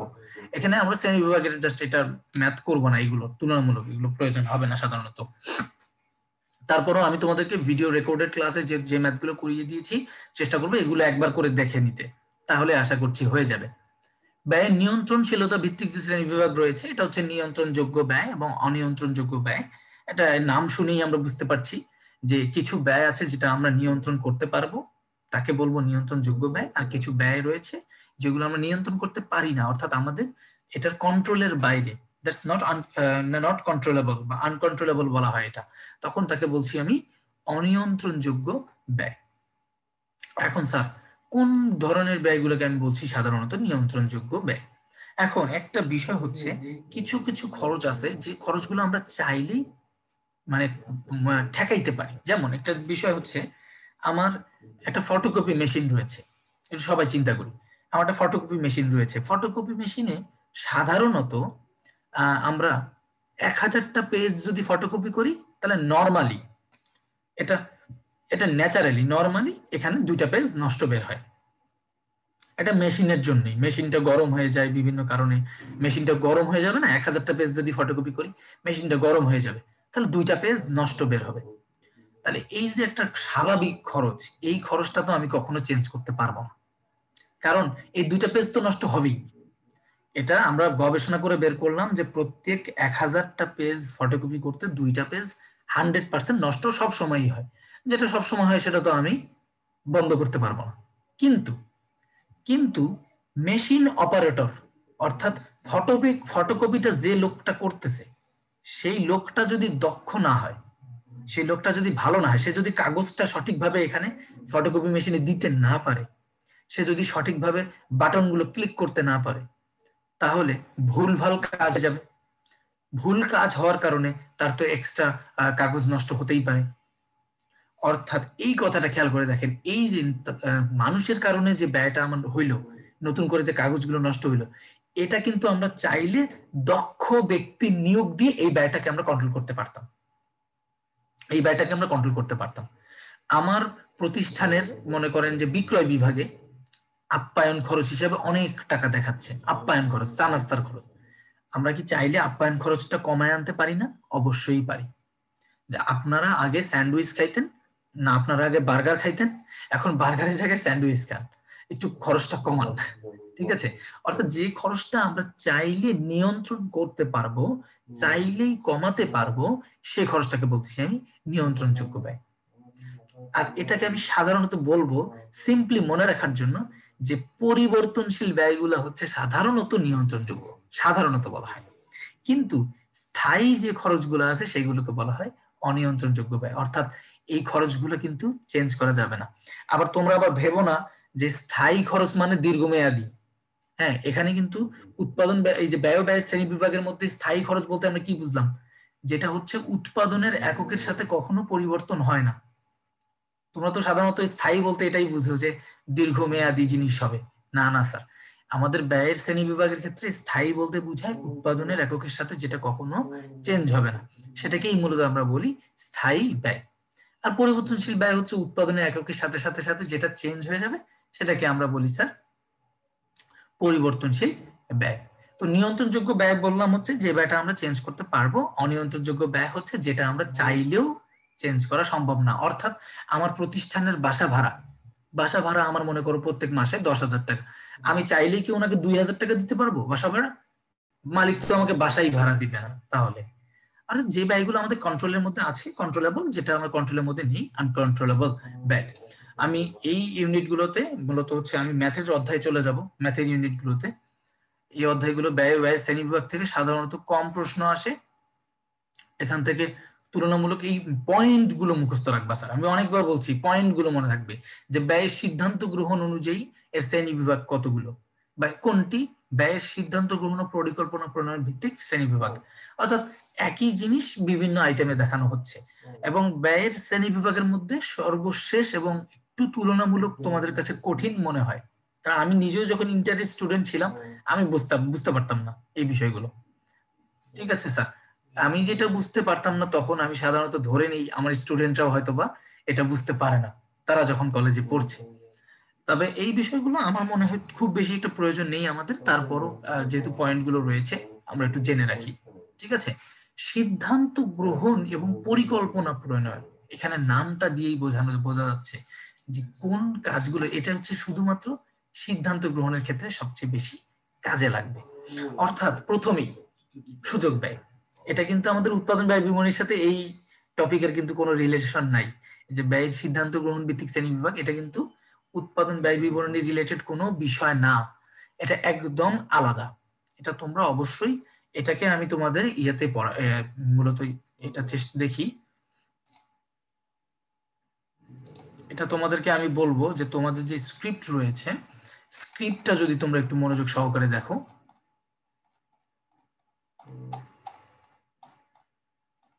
জি, স্ক্রিপ্টে চলে এসেছি। স্ক্রিপ্ট থেকে দেখিয়ে দিচ্ছি তোমাদেরকে যে এখানে ইউনিট 2 তে, ইউনিট 3 তে আমরা যে বিষয়গুলো দেখেছি, আলোচনা করছি যে ব্যয়ের সিদ্ধান্ত গ্রহণের ক্ষেত্রে আমাদের কি ধরনের শ্রেণীবিভাগ আসে, ব্যয়ের নিয়ন্ত্রণশীলতা ভিত্তিক এবং ব্যয়ের সিদ্ধান্ত গ্রহণের ক্ষেত্রে কি ধরনের শ্রেণীবিভাগ আসে। আশা করছি স্ক্রিন দেখা যাচ্ছে তোমাদের কাছে। এই যে আমাদের প্রথমেই রয়েছে হচ্ছে স্যার সুযোগ ব্যয়। এখন সুযোগ ব্যয় যে বিষয়টা রয়েছে, আমি বলবো যে অবশ্যই স্ক্রিপ্ট থেকে একটা জিনিস পড়ে নিব, সেটা হচ্ছে এই যে একটা কথা লেখা থাকে না আপনাদের প্রত্যেকটি টপিকের শেষে, যে উদাহরণ হিসেবে বলা যায় কোনটি, সেই জিনিসটাকে আমি বলবো সবাই মনে রাখার চেষ্টা করবো, যে এক্সাম্পলটা পড়ার চেষ্টা করবো। সুযোগ ব্যয় মানে কি? সুযোগ ব্যয় জিনিসটা কিন্তু আমরা সবাই ফাইন্যান্সেও পড়েছি, যাদের ফাইন্যান্স রয়েছে নাম সুযোগ ব্যয় আমরা জানি। একটা প্রকল্প গ্রহণ করার কারণে আরেকটা প্রকল্প আমাকে ত্যাগ করে দিতে হচ্ছে। ঠিক আছে, একটা প্রকল্প গ্রহণ করার জন্য আরেকটা প্রকল্প ত্যাগ করে দিতে হচ্ছে, এটাকে বলা হয় অপরচুনিটি কস্ট। এখন যে প্রকল্পটা আমি গ্রহণ করতে পারলাম না, না গ্রহণ করতে পারার কারণে তো আমার একটা টাকা লস হলো। টাকাটা আমি ইনকাম করতে পারতাম যদি আমার টাকা থাকতো, কিন্তু আমি পারতেছি না, তো তার মানে এটা আমার জন্য একটা সুযোগ ব্যয়। আমার যদি আজ সুযোগ থাকতো তাহলে হয়তো আমি এটা আজকে মানে পাইতাম এই ইনকামটা করতে। আমার কাছে টাকা নাই, মূলধন নাই, তাই আমি এটা ইনকাম করতেও পারলাম না, কিছু করার নাই স্যার। তো সুযোগ ব্যয় এখানে উদাহরণ দিয়েছে তারা, যে স্বাধীন নিকট 10,000 টাকা সঞ্চয় রয়েছে, সেই টাকাটা ব্যাংকেও জমা দিতে পারে বা ব্যবসায়ও বিনিয়োগ করতে পারে। তাহলে ব্যাংক হতে জমা দিলে সে 100 টাকা করে মাসে ইনকাম করবে, আর ব্যবসা থেকে সে মুনাফা পাবে 500 টাকা। তো সে স্বাভাবিকভাবে অবশ্যই কি করবে, ব্যবসায় বিনিয়োগ করবে। তো সে যে ব্যবসায় বিনিয়োগ করছে, তো এই টাকাটা কিন্তু সে কিন্তু আর ব্যাংকে রাখতে পারলো না। আমি জানি ব্যাংকে কিন্তু প্রফিট কম হচ্ছে, কিন্তু আমি যে করতে পারলাম না, আমার তো টাকা থাকলে, এক্সট্রা টাকা থাকলে ওই 100 টাকাও আমার ইনকাম হইতো, কিন্তু হইতে তো পারলো না। তার মানে এটা আমার হচ্ছে সুযোগ ব্যয়। অর্থাৎ একটা প্রকল্প গ্রহণের জন্য একটা পদ্ধতি বা একটা রাস্তায় যাওয়ার কারণে আরেকটা রাস্তায় যে গেলাম না, এটাই আমার সুযোগ ব্যয়। এভাবে মনে রাখার চেষ্টা করব। এরপরে রয়েছে স্যার সুযোগ ব্যয়ের পরে আমাদের আছে এখানে পার্থক্যমূলক ব্যয়। পার্থক্যমূলক ব্যয় এগুলো হচ্ছে গিয়ে সাধারণত আমরা অনার্সে গিয়ে পড়বো। এটা সাধারণত ইন্টারে আমাদের এই কনসেপ্টগুলো খুব বেশি এটা প্রয়োজন নেই। তারপর আমি বলবো যে শুধু তোমরা কি করতে পারো, তোমরা করতে পারো হচ্ছে যে এর এক্সাম্পলটাই শুধু পড়ার চেষ্টা করবে বা এক্সাম্পল পড়ে মনে রাখার চেষ্টা করবে, তাহলেই হবে, আর কিছু না। তবে আমি তোমাদেরকে বোঝায় দেওয়ার চেষ্টা করি যে পার্থক্যমূলক ব্যয় কোনগুলো বা কখন হয় এই বিষয়গুলো। এই টপিকের কোনোটাই কিন্তু উৎপাদন ব্যয় বিবরণীর সাথে আমাদের সম্পর্ক নেই, এটা কিন্তু একদম আলাদা বেসিক ভাবে। পার্থক্যমূলক ব্যয় হচ্ছে আমি দুইটা ব্যয় করার ক্ষেত্রে দুইটা একই জিনিসের দুইটা ব্যয় করব, দুই ধরনের। আমি সোজা কথা, যে আপনি ভাত খাবেন, একবারে সিম্পল বিষয়। সিম্পল বিষয়, আপনি ভাত খাবেন, মোটা চাল যদি কিনেন, মোটা চালের কেজি আপনি পাচ্ছেন, হ্যাঁ, 50 টাকা কেজি মোটা চাল। কিন্তু আপনি যদি চিকন চালের যদি 1 কেজি চাল কিনতে চান, তাহলে আপনাকে 60 টাকা 65 টাকা এটা ব্যয় করতে হবে। ধরে নিচ্ছি আমি মোটা চালের কেজি 50 টাকা আর চিকন চালের কেজি 70 টাকা। আপনার উদ্দেশ্য কিন্তু ভাত খাওয়া। এখানে পার্থক্যমূলক ব্যয় কোনটা, যেহেতু দুইটা একই জিনিস একই কাজ, আমি ভাত খাবো কিন্তু আমি ব্যয় করতে পারবো দুই ধরনের, তাহলে দুইটার মধ্যে পার্থক্য কত এবং কোনটা বেটার সেই অনুযায়ী আমরা ডিসিশন নিই। এই টপিকটা কি, এই টপিকটা একটু খেয়াল করে দেখেন। এই টপিকটার নাম হচ্ছে ব্যয়ের সিদ্ধান্ত গ্রহণ এবং পরিকল্পনা প্রণয়ন শ্রেণীবিভাগ। তার মানে এখানে আমরা যা পড়ছি, যেগুলো পড়ছি, এগুলো হচ্ছে সিদ্ধান্ত গ্রহণ রিলেটেড। আমি ভাত খাবো, এখন কোনটা খাবো এটা সিদ্ধান্ত নিব, তাহলে আমার অবশ্যই জানতে হবে যে কোনটা ভালো, আমার চিকন চাল ভালো নাকি মোটা চালটা ভালো, কোনটার খরচ কম কোনটার খরচ বেশি, এটা কোনটা করলে আমার জন্য ভালো হয়, তা সেই হিসাবে আমরা ব্যয়টা করব। তাহলে স্যার আপনার যেই উদাহরণটা দিলাম, এই উদাহরণটা যদি প্রতিষ্ঠানের ক্ষেত্রে চিন্তা করি, আপনাদেরকে একটা এক্সাম্পল দিই, সেটা হচ্ছে এই যে বেকারি থাকে, বেকারির যে ব্যবসাগুলো রয়েছে, যারা মনে করেন যে কেক বিস্কিট, বিভিন্ন ধরনের কেক বিস্কিট উৎপাদন করে থাকে, চানাচুর বিভিন্ন জাতীয় খাদ্যদ্রব্য উৎপাদন করে, একটু খেয়াল করে দেখেন বেকারির দোকানের যে কেক তৈরি করার জন্য যে মেশিনটা রয়েছে, সেই মেশিনটা কিন্তু একটা নর্মাল মেশিন রয়েছে যেটা কাঠের আগুনে চলে। কিন্তু রিসেন্ট আবিষ্কার হয়েছে একটা, এই মেশিনটা বিদ্যুৎ দিয়ে চলে, অর্থাৎ ইলেকট্রিসিটি দিয়ে চলছে। এখন কাঠের যে মেশিনটা, কাঠের আগুন দিয়ে যে মেশিনটা রয়েছে, সেই মেশিনটা কিনতে গেলে 1 লক্ষ টাকা লাগবে। কিন্তু যদি আমি ইলেকট্রিক মেশিনটা কিনি, তাহলে আমার লাগবে 4 লাখ টাকা। কোথায় 1 লাখ টাকা, কোথায় 4 লাখ টাকা?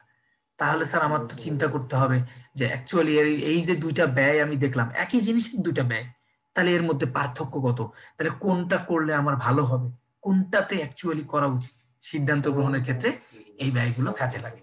সেজন্য এদেরকে দেখানো হয়েছে, বলা হয়েছে তোমাদের কাজ হচ্ছে শুধু নামটা মনে রাখা আর একটা এক্সাম্পল মনে রাখার চেষ্টা করা।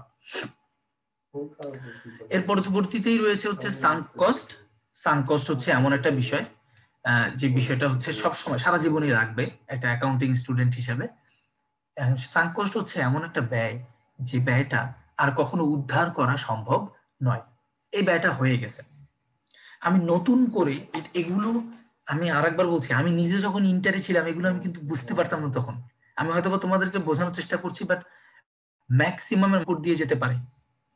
আমি তাদেরকে বলবো তোমরা জাস্ট এটাকে জাস্ট নামটা মনে রেখে যে ব্যয়টা দেখছো সেই ব্যয়টার নাম মনে রাখবে, এবং অবশ্যই সেই ব্যয়ের যে এক্সাম্পলটা রয়েছে এই তুলনামূলক সহজ এক্সাম্পল গুলোই দেওয়া হয়েছে স্ক্রিপ্টে। সো সেই এক্সাম্পল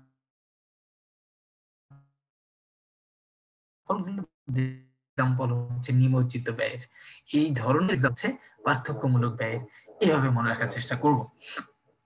তাহলে নিমজ্জিত ব্যয় হচ্ছে এমন একটা ব্যয় যেটা আমি করে ফেলছি, কিন্তু পরবর্তীতে অন্য বিজনেস যদি আমি দেই এই ব্যয়টা আমার আর কোনো কাজে আসবে না। আচ্ছা, আমি একটু আগে এক্সাম্পল দিয়ে দিলাম তোমাদেরকে, যে একটা বেকারি প্রতিষ্ঠানের একটা এক্সাম্পল দিলাম, ঠিক আছে? এগুলো তো যে বিষয়টা,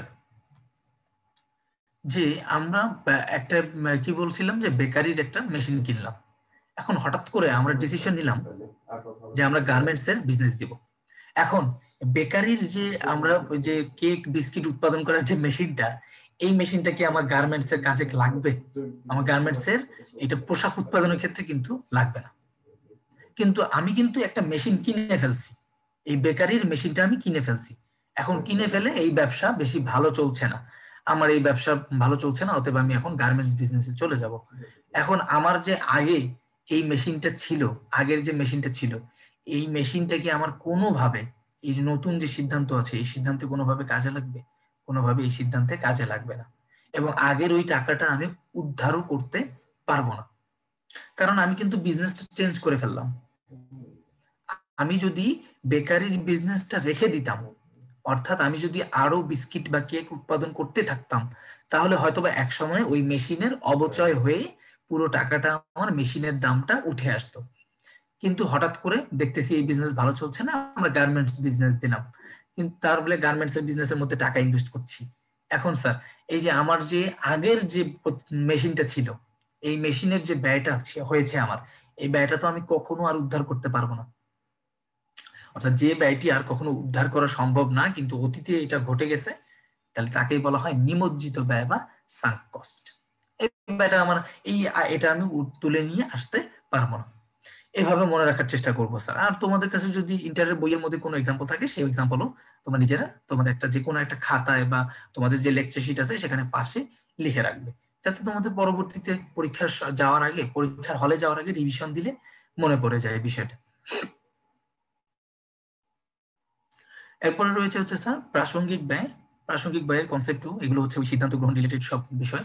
প্রাসঙ্গিক ব্যয়ও রয়েছে, যে এখানে উদাহরণস্বরূপ তারা কি বলছে, উদাহরণস্বরূপ বলা যায় একটি পণ্য তৈরি করতে ব্যয় হবে 30,000 টাকা, তারা বাহির থেকে ক্রয় করতে লাগবে 40,000 টাকা।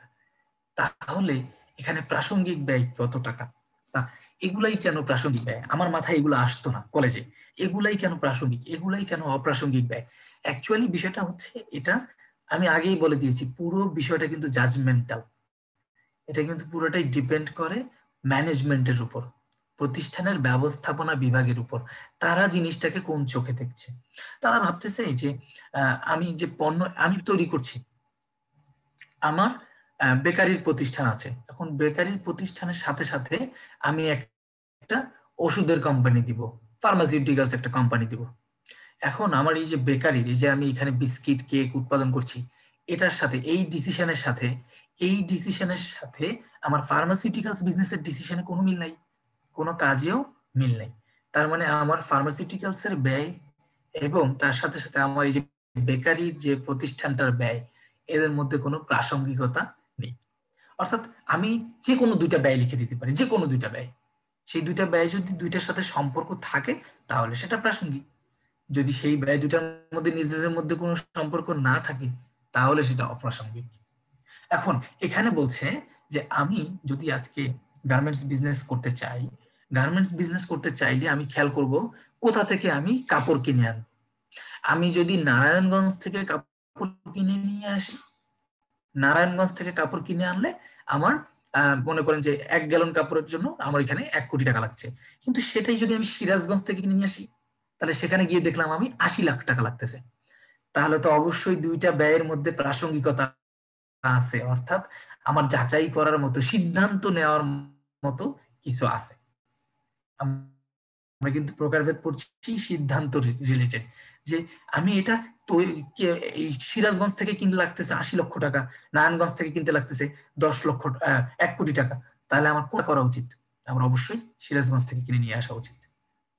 আবার আমি খেয়াল করলাম যে আমরা এই পণ্যটা কিনে নিয়ে আসতে লাগলো ৮০ লক্ষ টাকা, কিন্তু আমরা যদি নিজেই একটা মনে করেন যে তুলা সংগ্রহ করে যদি নিজেরাই সুতা কাটি, নিজেরাই যদি আমরা আবার কাপড় উৎপাদন করি, খেয়াল করে দেখলাম নিজেরা কাপড় উৎপাদন করলেও তো দেখতেছি মাত্র ৭০ লাখ টাকা লাগে। তার চিন্তা করলাম যে না, এই সবগুলা ব্যয়ই কিন্তু রিলেটেড, একটার সাথে আর একটা প্রাসঙ্গিক, কিন্তু দুইটা ভিন্ন ধর্মী ব্যয় যদি আমি লিখে রাখি সেটাকে বলা হয় অপ্রাসঙ্গিক বা ইররিলেভেন্ট কস্ট। কিন্তু একই ধরনের একই জিনিসের মধ্যে বিষয়গুলো আলোচনা হয়েছে, তাহলে সেটাকে বলবো আমরা প্রাসঙ্গিকের মধ্যে পড়বে। এখান থেকে আর কিছু পড়ার প্রয়োজন নাই স্যার, আমরা মূলত এখানে পড়বো হচ্ছে পিরিয়ড কস্ট এবং প্রোডাক্ট কস্ট, বা মানে হচ্ছে কালীন ব্যয় এবং পণ্য ব্যয় সংক্রান্ত বিষয়গুলো রয়েছে। কালীন ব্যয় বা পণ্য ব্যয় যেটা আছে এটা আমি তোমাদেরকে দেখানোর চেষ্টা করেছিলাম। কালীন ব্যয় এবং পণ্য ব্যয় যেগুলো রয়েছে, এই যে এটাকে আমি দেখিয়েছিলাম তোমাদেরকে যে কালীন ব্যয় কোনগুলোকে বলা হয় এবং পণ্য ব্যয় কোনগুলোকে বলা হয়। অর্থাৎ উৎপাদন ব্যয় বা কারখানা ব্যয়কে বলা হয়। যাচ্ছে আচ্ছা, একটু খেয়াল করে দেখুন যে এই যে কারখানা ব্যয় পর্যন্ত যে বিষয়টা রয়েছে স্ক্রিনে দেখেন, কারখানা ব্যয়ের পর্যন্ত যে বিষয়টা সেটাকে আমি বলি পণ্য ব্যয়, আমরা বলি পণ্য ব্যয়। আর কালীন ব্যয় হচ্ছে শুধু কিন্তু দুইটা অংশ, দুটো ব্যয়কে কিন্তু আমরা শুধু কালীন ব্যয় বলছি। সেই কালীন ব্যয়ের অংশ দুটো হচ্ছে কি কি স্যার? একটা হচ্ছে অফিস ও প্রশাসনিক পরিব্যয়, হ্যাঁ, একটা হচ্ছে অফিস ও প্রশাসনিক ব্যয়, আর একটা কি বলছি স্যার? এটা হচ্ছে বিক্রয় সংক্রান্ত খরচ। স্যার যে কোশ্চেন করেছেন বিভিন্ন ধরনের ব্যয় থাকতে পারে, এটা জাস্ট পুরোটাই জাজমেন্টাল। হ্যাঁ, আপনি নিজেও একটা নিজের ইচ্ছা মতো একটা ব্যয় বানাতে পারেন, কোনো সমস্যা নেই। এখন পকেট ব্যয় কি, এটা তথ্যটা যেখানে পেয়েছেন আপনি একটু গুগলে সার্চ দেন বা দেখেন যে বইয়ে পেয়েছেন সেখানে কি এক্সাম্পল দেওয়া রয়েছে সেখান থেকে একটু দেখেন, কারণ সবগুলো ব্যয় তো আমাদের চোখের সামনে আসে নাই, বা আমি নিজে তো সব বই আমার চোখের সামনে ছিল না। আর এটা যেহেতু জাজমেন্টাল, যে কেউ যে কোনো বিষয় লিখতে পারে, ঠিক আছে, নতুন নতুন কোনো পয়েন্ট থাকতেই পারে, সেটা আপনারা নিজেরা দেখবেন। বাট যে পয়েন্টগুলো আপনাদের না পড়লেই নয়, ঠিক আছে, যে পয়েন্ট পড়লে আপনার ঢাকা বিশ্ববিদ্যালয়ে 100% কমন আসবে সেটাই আপনাদেরকে আমি দেখিয়ে দিয়েছি। আপনাদেরকে বলতেছিও যে লেকচার 1 থেকে 6 এর মধ্যে সব কমন থাকবে ইনশাআল্লাহ, ঠিক আছে। তার মানে যে জিনিসটা বিতর্কিত, যে জিনিসটা তুলনামূলক তুমি বুঝতেছো না বা অন্য কেউ জানতেছে না, দরকার নেই জানার, ঠিক আছে স্যার। তারপরেও এখানে স্যার রয়েছে কালীন ব্যয় কতটুকু যাচ্ছে, শুধুমাত্র কি মোট ব্যয়? না, কালীন ব্যয় তো কতটুকু আমি যে এখানে দাগালাম যে দেখা যাচ্ছে না? অফিস ও প্রশাসনিক ব্যয় হচ্ছে বিক্রয় সংক্রান্ত খরচ। হ্যাঁ, কালীন ব্যয় হচ্ছে এই অংশটুকু, অফিস ও প্রশাসনিক ব্যয় এবং বিক্রয় সংক্রান্ত খরচ, এইটুককে বলা হয় হচ্ছে স্যার কালীন ব্যয়। আর ওকে যদি স্যার, আমরা থ্যাংক বলি ইউ। পণ্য ব্যয়, পণ্য ব্যয়ের মধ্যে পুরোটা আসবে, যে কারখানা ব্যয় পর্যন্ত যে বিষয়টা আছে এটাকে বলা হচ্ছে স্যার পণ্য ব্যয়। মানে একদম যা আছে স্যার, এই যে একদম ইয়া পর্যন্ত, একদম শুরু থেকে শুরু করে আমাদের এখানে কারখানা ব্যয় পর্যন্ত যদি আমি আসি, তাহলে তাকে বলা হবে আমার পণ্য ব্যয়। এখানে আরেকটা ওকে স্যার, পয়েন্ট আসতে থ্যাংক পারে, ইউ। ঠিক আছে, এখানে আরেকটা পয়েন্ট আসতে পারে, সেটা হচ্ছে রূপান্তর ব্যয়, রূপান্তরযোগ্য ব্যয়। রূপান্তরযোগ্য ব্যয় যেটাকে আমরা বলি, রূপান্তরযোগ্য ব্যয়টা স্যার এটা অনেক সময় চলে আসে পরীক্ষায়, যে রূপান্তরযোগ্য ব্যয়ের কথাটা হচ্ছে মনে রাখতে হবে কাঁচামালকে পণ্যে রূপান্তর করার জন্য, কাঁচামালকে পণ্যে রূপান্তর করার জন্য যতটুকু ব্যয় হয় তাকে আমরা বলি রূপান্তর ব্যয়। অর্থাৎ যদি খেয়াল করে দেখেন যে এখানে আমরা কাঁচামালকে পণ্যে রূপান্তর করার জন্য ব্যয়গুলো হচ্ছে কাঁচামালের পরে যতটুকু খরচ হয়েছে, তার রূপান্তর যোগ্য ব্যয়। একটু মনোযোগ দিন সবাই এই জায়গাটাতে, রূপান্তরযোগ্য ব্যয় অর্থাৎ অন্যান্য প্রত্যক্ষ খরচ, অন্যান্য প্রত্যক্ষ খরচ খরচ এবং মুখ্য ব্যয় যে অংশটা রয়েছে, যে মুখ্য ব্যয় এবং কারখানা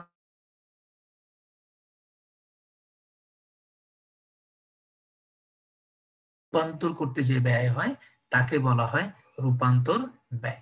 এটা মনে রাখার চেষ্টা করবো স্যার। ঠিক আছে, এই পয়েন্ট থেকে এই বিষয়গুলো আমরা জানবো এবং পরবর্তীতে ড্রয়িংসটা তো চলে যায়নি। ঠিক আছে, রূপান্তরযোগ্য ব্যয় আমরা দেখলাম, পণ্য ব্যয় জানলাম, আমরা কালীন ব্যয় সম্পর্কে জানলাম। তোমাদের এখানে একটা এক্সাম্পল দেয়া রয়েছে অলরেডি, সেখানে হচ্ছে গিয়ে পণ্য ব্যয়ের উদাহরণ চেয়েছে। দেখি আরো কোনো ধরনের কোনো কোশ্চেন আছে কিনা। পণ্য ব্যয় এবং কালীন ব্যয় সংক্রান্ত দুটো কোশ্চেন দিয়েছি, তোমরা এই দুটো কোশ্চেন এখানে দেখে নিবে অবশ্যই, কারণ যেহেতু কোশ্চেন আসেনি। তো এখানে ব্যবস্থাপনা হিসাব বিজ্ঞান থেকে যেহেতু ঢাকা বিশ্ববিদ্যালয়ের প্রশ্ন আসছে, আমি ইউনিট 4 নিয়ে এখন আলোচনা করি। ইউনিট 4 এ ব্যবস্থাপনা হিসাব বিজ্ঞান রয়েছে, হিসাব বিজ্ঞানের একটি আলাদা একটি শাখা, যেটা আমরা ব্যবস্থাপনা হিসাব বিজ্ঞান বলছি। ব্যবস্থাপকীয় হিসাব বিজ্ঞান, আমরা কিন্তু অ্যাকাউন্টিং এ শুরুর দিকে তোমাদেরকে বলেছিলাম যে হিসাব বিজ্ঞানের দুটি প্রধানত শাখা রয়েছে। একটি হচ্ছে হিসাব বিজ্ঞানের আর্থিক শাখা, আর্থিক হিসাব বিজ্ঞান। আরেকটি হচ্ছে হিসাব বিজ্ঞানের ব্যবস্থাপকীয় শাখা, অর্থাৎ ব্যবস্থাপনা হিসাব বিজ্ঞান। দুটো হিসাব বিজ্ঞান প্রধানত, এটা হচ্ছে আর্থিক হিসাব বিজ্ঞান আর এটা হচ্ছে ব্যবস্থাপকীয় হিসাব বিজ্ঞান। আর্থিক হিসাব বিজ্ঞানকে বলা হয় বাহ্যিক হিসাব বিজ্ঞান, আর ব্যবস্থাপকীয় হিসাব বিজ্ঞান কে বলা হয় মূলত অভ্যন্তরীণ হিসাব বিজ্ঞান। এটা কিন্তু ঢাকা বিশ্ববিদ্যালয়ে এসেছিল যে আর্থিক হিসাব বিজ্ঞান বা আর্থিক বিবরণী কোন পক্ষের জন্য তৈরি করতে হয়, এটি হচ্ছে বাহ্যিক পক্ষের জন্য তৈরি করতে হয়। এছাড়া যে অন্যান্য হিসাব বিজ্ঞানগুলো রয়েছে, অর্থাৎ ব্যবস্থাপনা হিসাব বিজ্ঞান, উৎপাদন ব্যয় হিসাব বিজ্ঞান, এই সকল হিসাব বিজ্ঞানই কিন্তু অভ্যন্তরীণ ব্যবহারকারীর জন্য তৈরি করতে হয়, তাদের সিদ্ধান্ত গ্রহণে সহায়তা করার জন্য। তা সেই অংশের মধ্যেই আমরা একটি পাচ্ছি বিষয়, সেটা হচ্ছে ব্যবস্থাপনা হিসাব বিজ্ঞান পাচ্ছি। অর্থাৎ হিসাব বিজ্ঞানের যে শাখায় প্রতিষ্ঠানিক কার্য সঠিকভাবে পরিচালনার জন্য বিভিন্ন তথ্য সংগ্রহ করে, সেটা সংগ্রহ করে প্রক্রিয়াজাত করে উপস্থাপন ও সরবরাহ করাকে আমরা বলছি ব্যবস্থাপনাকে যদি সাহায্য করে তাকে বলা হবে ব্যবস্থাপনা হিসাব বিজ্ঞান। অর্থাৎ আমরা ইন্টারে যেটা করেছি, আমরা ব্যবস্থাপনা হিসাব বিজ্ঞানে, আমরা ব্যবস্থাপনা হিসাব বিজ্ঞানের মধ্যে আলোচনা করেছি বা পড়াশোনা যেটা করেছি, ব্রেক ইভেন পয়েন্ট অ্যানালাইসিস বা CVP, cost volume profit analysis, এই বিষয়গুলোর ম্যাথ করেছি। এবং একটু আগে তোমাদেরকে বলেছিলাম যে ঢাকা বিশ্ববিদ্যালয়ে আগে কখনো প্রশ্ন আসেনি, আসার মতো কখনো ছিলও না, ছিল এটাই যে প্রশ্ন ম্যাথটা আসার মতো ছিল। তো বিইপির ম্যাথ কখনো আসেনি, ওটা ফাইন্যান্সে আসতো, যার কারণে মূলত অ্যাকাউন্টিং এ কখনো দিত না, ফাইন্যান্সে যেহেতু দিত। কারণ এই যে ফাইন্যান্স এবং অ্যাকাউন্টিং পরীক্ষা দিবে তাহলে তো একই কোশ্চেন তার দুইটা হয়ে যাচ্ছে, এই জন্য তুলনামূলক দিত না এটা। তবে এখন যেহেতু দিয়েছে একবার, আমি বলবো তোমরা একটু এটা জেনে রাখবে। আর এখানে যে রয়েছে আর্থিক হিসাব বিজ্ঞান ও ব্যবস্থাপনা হিসাব বিজ্ঞানের যে পার্থক্য দিয়েছি তোমাদেরকে, এই পার্থক্যটা অবশ্যই অবশ্যই পড়বো আমরা। অর্থাৎ আর্থিক হিসাব বিজ্ঞান ও ব্যবস্থাপনা হিসাব বিজ্ঞানের পার্থক্য থেকে ঢাকা বিশ্ববিদ্যালয়ে প্রশ্ন এসেছে। এবং তোমাদের লিখিতর জন্য তোমরা তোমাদের স্ক্রিপ্টে, হ্যাঁ, স্ক্রিপ্টে যত ধরনের পার্থক্য পাবে, বৈশিষ্ট্য পাবে, এটা মনে রাখবে, পার্থক্য, বৈশিষ্ট্য এবং সুবিধা অসুবিধা, এই তিনটা পয়েন্ট। যে কোনো পয়েন্টের লেকচার শিটে পার্থক্য, বৈশিষ্ট্য এবং সুবিধা অসুবিধা, এইটা লিখিত পরীক্ষায় আসার জন্য সবচেয়ে বেশি আমার মনে হয় ইম্পর্টেন্ট পয়েন্ট এখানে। ঠিক আছে, তারপরে আমরা এখানে আমরা জানতে পেরেছি এই অধ্যায়ে যে ব্যবস্থাপনা বিভিন্ন ধরনের কৌশল দিয়ে প্রতিষ্ঠানের নিয়ন্ত্রণ করে, প্রতিষ্ঠানের ব্যবস্থাপনার বিষয়গুলো নিয়ন্ত্রণ করে থাকে। সেগুলোর মধ্যেই রয়েছে হচ্ছে প্রথমেই বাজেটীয় নিয়ন্ত্রণ।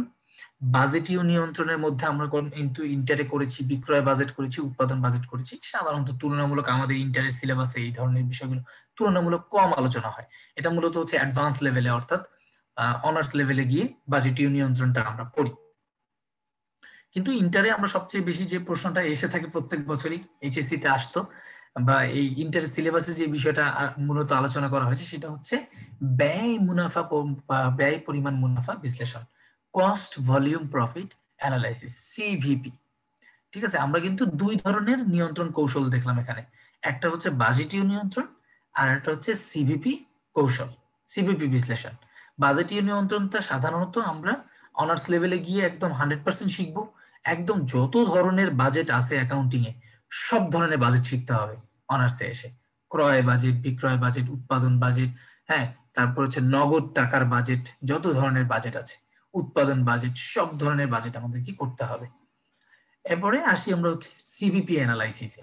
এখন সিভিপি অ্যানালাইসিসে যদি আমি আসি, ব্যয় মুনাফা পরিমাণ বিশ্লেষণ, এই জায়গাটা থেকে কিন্তু আমাদের ঢাকা বিশ্ববিদ্যালয়ে প্রশ্ন, ওই একটা যে প্রশ্ন এসেছে সেই বিষয়টা তো আমি তোমাদের অলরেডি এখানে লিখে দিয়েছি, যে একটা থিম তোমরা মনে রাখার চেষ্টা করবে, একটা থিম মনে রাখবে, সেটা হচ্ছে সব সময়ের জন্য যে স্যার আমরা বিক্রয় থেকে যদি পরিবর্তনশীল ব্যয় বাদ দিই,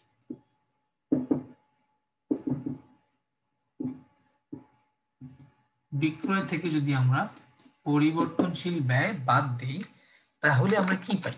বিক্রয় থেকে পরিবর্তনশীল ব্যয় বাদ দিলে আমরা পাই হচ্ছে sir contribution margin. Contribution margin, বিক্রয় থেকে পরিবর্তনশীল ব্যয় বাদ দিলে পাই কন্ট্রিবিউশন মার্জিন। এখান থেকে আমরা স্থায়ী ব্যয় বাদ দিলে পেয়ে যাই, স্থায়ী ব্যয় বাদ দিলে যদি এখান থেকে আমরা বাদ দিলে পেয়ে যাই হচ্ছে পরিবর্তন, তাহলে আমরা পাই হচ্ছে স্যার মুনাফা, মুনাফা বা ক্ষতি। অর্থাৎ আমাদের ব্যয়কে আমরা দুই ভাগে ভাগ করছি, একটি হচ্ছে পরিবর্তনশীল ব্যয় আর একটি হচ্ছে স্থায়ী ব্যয়। পরিবর্তনশীল ব্যয় অলরেডি কিন্তু আমরা জানি যে এখানে স্যার পরিবর্তনশীল ব্যয়টাকে বলছি আমরা পরিবর্তনশীল যে উৎপাদনের এককের সাথে সাথে পরিবর্তন যেটা হয়। আর স্থায়ী ব্যয় বলছি কোনটাকে স্যার? স্থায়ী ব্যয় বলছি যে উৎপাদনের এককের সাথে সাথে পরিবর্তন হয় না যেটা, সেটাকে বলছি। স্যার বাজেট রিলেটেড যে ধরনের থিওরিটিক্যাল পয়েন্টগুলো রয়েছে আপনাদের স্ক্রিপ্টে বা লেকচার শিটে, সেগুলো একটু রিডিং পড়ে নেবেন। বাজেট রিলেটেড রিডিং পড়ে নেবেন, তাহলে আপনাদের কাজটা হয়ে যাবে। এখান থেকে পড়ে একজনের জন্য অন্যজনের মাথা নষ্ট করতে চাচ্ছি না, ঠিক আছে। ব্যয় পরিমাণ মুনাফা বিশ্লেষণ সিবিপির এই পয়েন্টটা সবাই একটু মনে রাখবো, যে বিক্রয় থেকে পরিবর্তনশীল ব্যয় বাদ দিলে আমরা পাই হচ্ছে কন্ট্রিবিউশন মার্জিন, কন্ট্রিবিউশন মার্জিন থেকে স্থায়ী ব্যয় বাদ দিলে আমরা পাই হচ্ছে মুনাফা বা ক্ষতি। এটা হচ্ছে একটা বেসিক লাইন, এই লাইনটা সবাইকে মনে রাখতে হবে, এক নাম্বার কথা। দুই নাম্বার হচ্ছে এই সিবিপি নির্ণয়ের ক্ষেত্রে কিছু সূত্র রয়েছে। সিবিপি যে আমরা বানাচ্ছি এর জন্য সূত্র রয়েছে। সূত্র হচ্ছে কিছু অনুপাত রয়েছে প্রশ্নের, অনুপাতগুলো যেমন পরিবর্তনশীল ব্যয় অনুপাত, কন্ট্রিবিউশন মার্জিন অনুপাত, নিরাপত্তা প্রান্ত অনুপাত, এই ধরনের প্রশ্নগুলো কিন্তু রয়েছে। এখন এই ধরনের প্রশ্নগুলো যে যে আমাদের পরিবর্তনশীল ব্যয়ের কথা যে বলছি আমরা, এই ধরনের প্রশ্নগুলো খেয়াল করব যে অনুপাত যখন বলবে, অনুপাতের কথা বলবে, অনুপাতের কথা বললে আমরা সবাইকে বিক্রয় দিয়ে ভাগ করব। আমরা সবাইকে বিক্রয় দিয়ে ভাগ করলে আমরা কি পাবো? অনুপাত পাবো। যেমন পরিবর্তনশীল ব্যয়ের যত টাকা আছে সেটাকে যদি আমি বিক্রয় দিয়ে ভাগ করি তাহলে হবে পরিবর্তনশীল ব্যয় অনুপাত। কন্ট্রিবিউশন মার্জিন অনুপাত যদি আমি নির্ণয় করতে চাই তাহলে আমাকে অবশ্যই কি করতে হবে স্যার? কন্ট্রিবিউশন মার্জিন অনুপাত নির্ণয় করতে চাইলে কন্ট্রিবিউশন মার্জিন কত টাকা সেটাকে আমাকে বিক্রয় মূল্য দিয়ে ভাগ করতে হবে, তাহলে কন্ট্রিবিউশন মার্জিন অনুপাত আমরা পেয়ে যাব। অর্থাৎ অনুপাত নির্ণয় করাটা আমাদের কাছে যথেষ্ট ইজি। এখন এর সাথে সাথে আমাদের আর দুটা সূত্র আছে, যে দুটো সূত্র আমাদের জন্য খুবই গুরুত্বপূর্ণ। এক নম্বরই ব্রেক ইভেন পয়েন্ট, বিইপি, অর্থাৎ কতটুকু পণ্য বিক্রি করলে আমাদের আয়ও হবে না ব্যয়ও হবে না, মানে লসও হবে না, ঠিক আছে, কিন্তু আমাদের আয়ও হয়নি, অর্থাৎ জিরো হয়েছে, সেখানে আয় এবং ব্যয়টা মোটামুটি সমান হয়েছে, তাহলে সেটাকে আমরা বলবো বিইপি, সম আয় ব্যয় বিন্দু বা সমচ্ছেদ বিন্দু, সম আয় ব্যয় বিন্দু বা সমচ্ছেদ বিন্দু। এই তো এই বিষয়টা মনে রাখবো যে আমাদের বিইপির সাথে সূত্র যে রয়েছে, একটা হচ্ছে প্রত্যাশিত বিক্রয় একক এবং প্রত্যাশিত বিক্রয়ের টাকা, একদম হুবহু বিইপির সূত্রের সাথে মিল রয়েছে এমন দুইটা প্রশ্ন হচ্ছে আমাদের পরীক্ষায় এসেছে।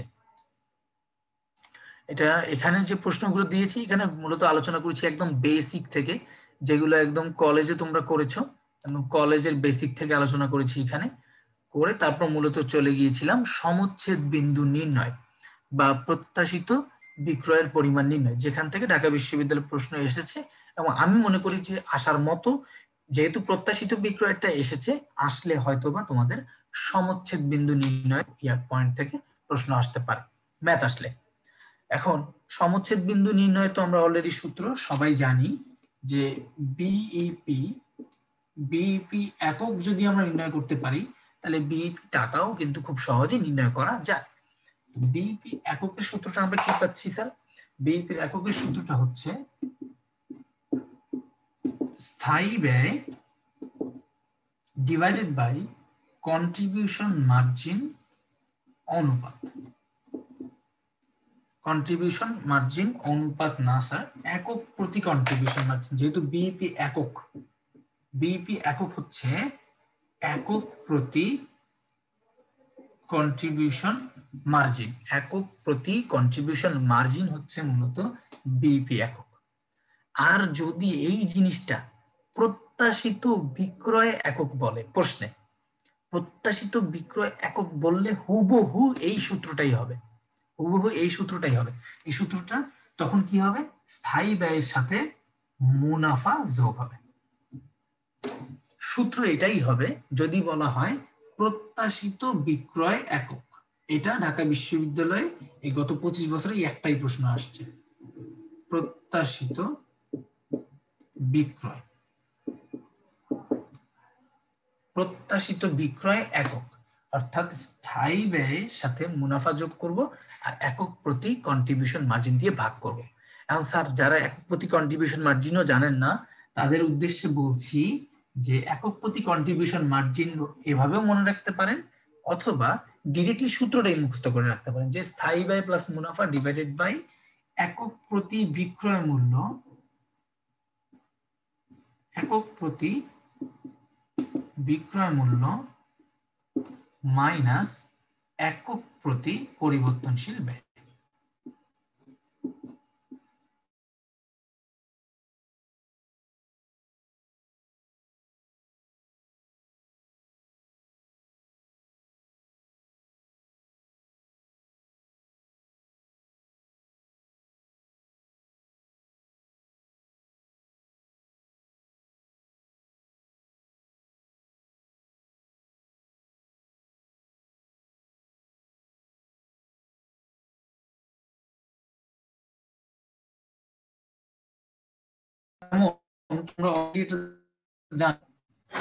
যদি বিইপির ছকটা আঁকি, এটা হচ্ছে স্থায়ী ব্যয় যেটা কখনো চেঞ্জ হবে না, ঠিক আছে? তো স্থায়ী ব্যয়ের সাথে পরিবর্তনশীল ব্যয় যোগ করে আমি নিয়ে নিলাম মোট ব্যয়। স্থায়ী ব্যয়ের সাথে সবকিছু যোগ করে আমি একটা লাইন নিয়ে নিলাম, সেই লাইনটা হচ্ছে মোট ব্যয়, ঠিক আছে?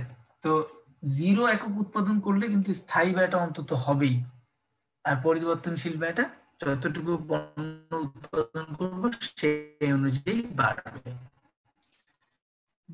এখন আমি যখন বিক্রি করা শুরু করলাম, এটা হচ্ছে আমার এই যে মোট ব্যয়ের সাথে রেখা যেখানে সেট করেছে সেই সেট করা বলতেছি আমরা বিইপি একক এবং বিইপি টাকা।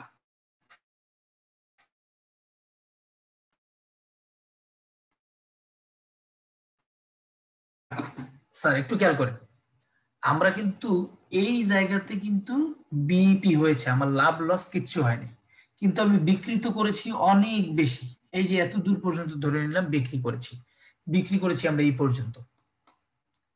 তাহলে এই যে আমাদের বিইপির উপরে যতটুকু বিক্রি করেছি, বিইপির উপরে যতটুকু আমরা বিক্রি করেছি পুরোটুকুকেই আমরা বলতেছি যে স্যার এটাকে বলা হয় নিরাপত্তা প্রান্ত। এটাকে বলা হচ্ছে নিরাপত্তা প্রান্ত, অর্থাৎ আমরা যে এরিয়াতে প্রফিট করতেছি সেটাকে কিন্তু আমরা বলি হচ্ছে স্যার নিরাপত্তা প্রান্ত। কারণ আমার এই পয়েন্টে এসে বিইপি হয়েছে, এর নিচে চলে গেলে কিন্তু আমার এটা ক্ষতির অংশ। এই অংশটুকু যদি কথা বলি, এই অংশটুকুর কথা যদি বলি, এই এরিয়াটা পুরো এরিয়াটা নিচের দিকের পুরো এরিয়াটাই হচ্ছে আমার ক্ষতির জায়গা। অর্থাৎ এই নিচের দিকে চলে আসলে ক্ষতি হবে, কিন্তু আমাকে যেভাবে হোক বিইপি বিন্দের উপরে গিয়ে বিক্রি করতে হবে। আমার যদি বিইপি একক হয় 5,000 একক, তাহলে আমাকে 5,000 একটা হলেও বিক্রি করতে হবে, 5,000 10টা, 5,500টা, 6,000টা হলেও বিক্রি করতে হবে। বেশির দিকে আমি যাবো, 5,000-এর নিচে চলে গেলে লস। ঠিক আছে, তো নিচের দিকে এটাকে কিছুই বলা হয় না, এটা আমাদের নিরাপত্তা না, এটা হচ্ছে ক্ষতি এরিয়া। আর উপরের দিকে বলা হয় এটাকে নিরাপত্তা প্রান্ত এরিয়া বলা হয়। ঠিক আছে, তো আমি চাচ্ছি যে তোমরা এখানে এখানে যে প্রশ্নটি রয়েছে সমচ্ছেদ বিন্দু বিক্রয়ের কিছু প্রশ্ন রয়েছে, আমি চাচ্ছি তোমরা আমাকে এখন যে স্ক্রিনে যে কোশ্চেনটা রয়েছে এই কোশ্চেনটা অ্যান্সার করে দেখাও। কে তোমরা ভিডিও লেকচার খুব ভালো করে মনোযোগ দিয়ে করেছো এবং এই সূত্রটা আমি লিখে দিয়েছি, সূত্রের মধ্যে মান বসাও, সূত্রে মান বসাও, মান বসিয়ে তারানগর কোম্পানির এই ম্যাথটা করো সবাই। তারানগর কোম্পানির এই ম্যাথটি সবাই করো, দেখি কার কি অ্যান্সার আসতেছে। ক্লাসে ঠিক আছে, ক্লাসে সবাই আছে, যারা ক্লাসে ছিল শুরু থেকেই তারাই আছে।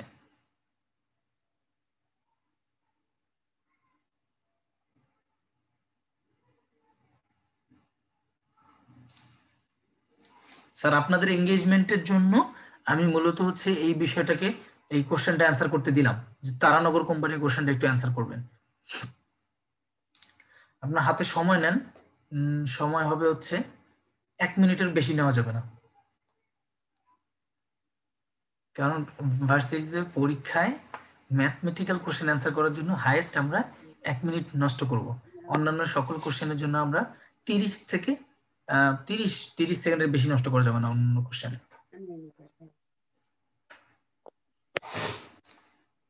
দেখি অ্যান্সার দিতে থাকুক সকলেই।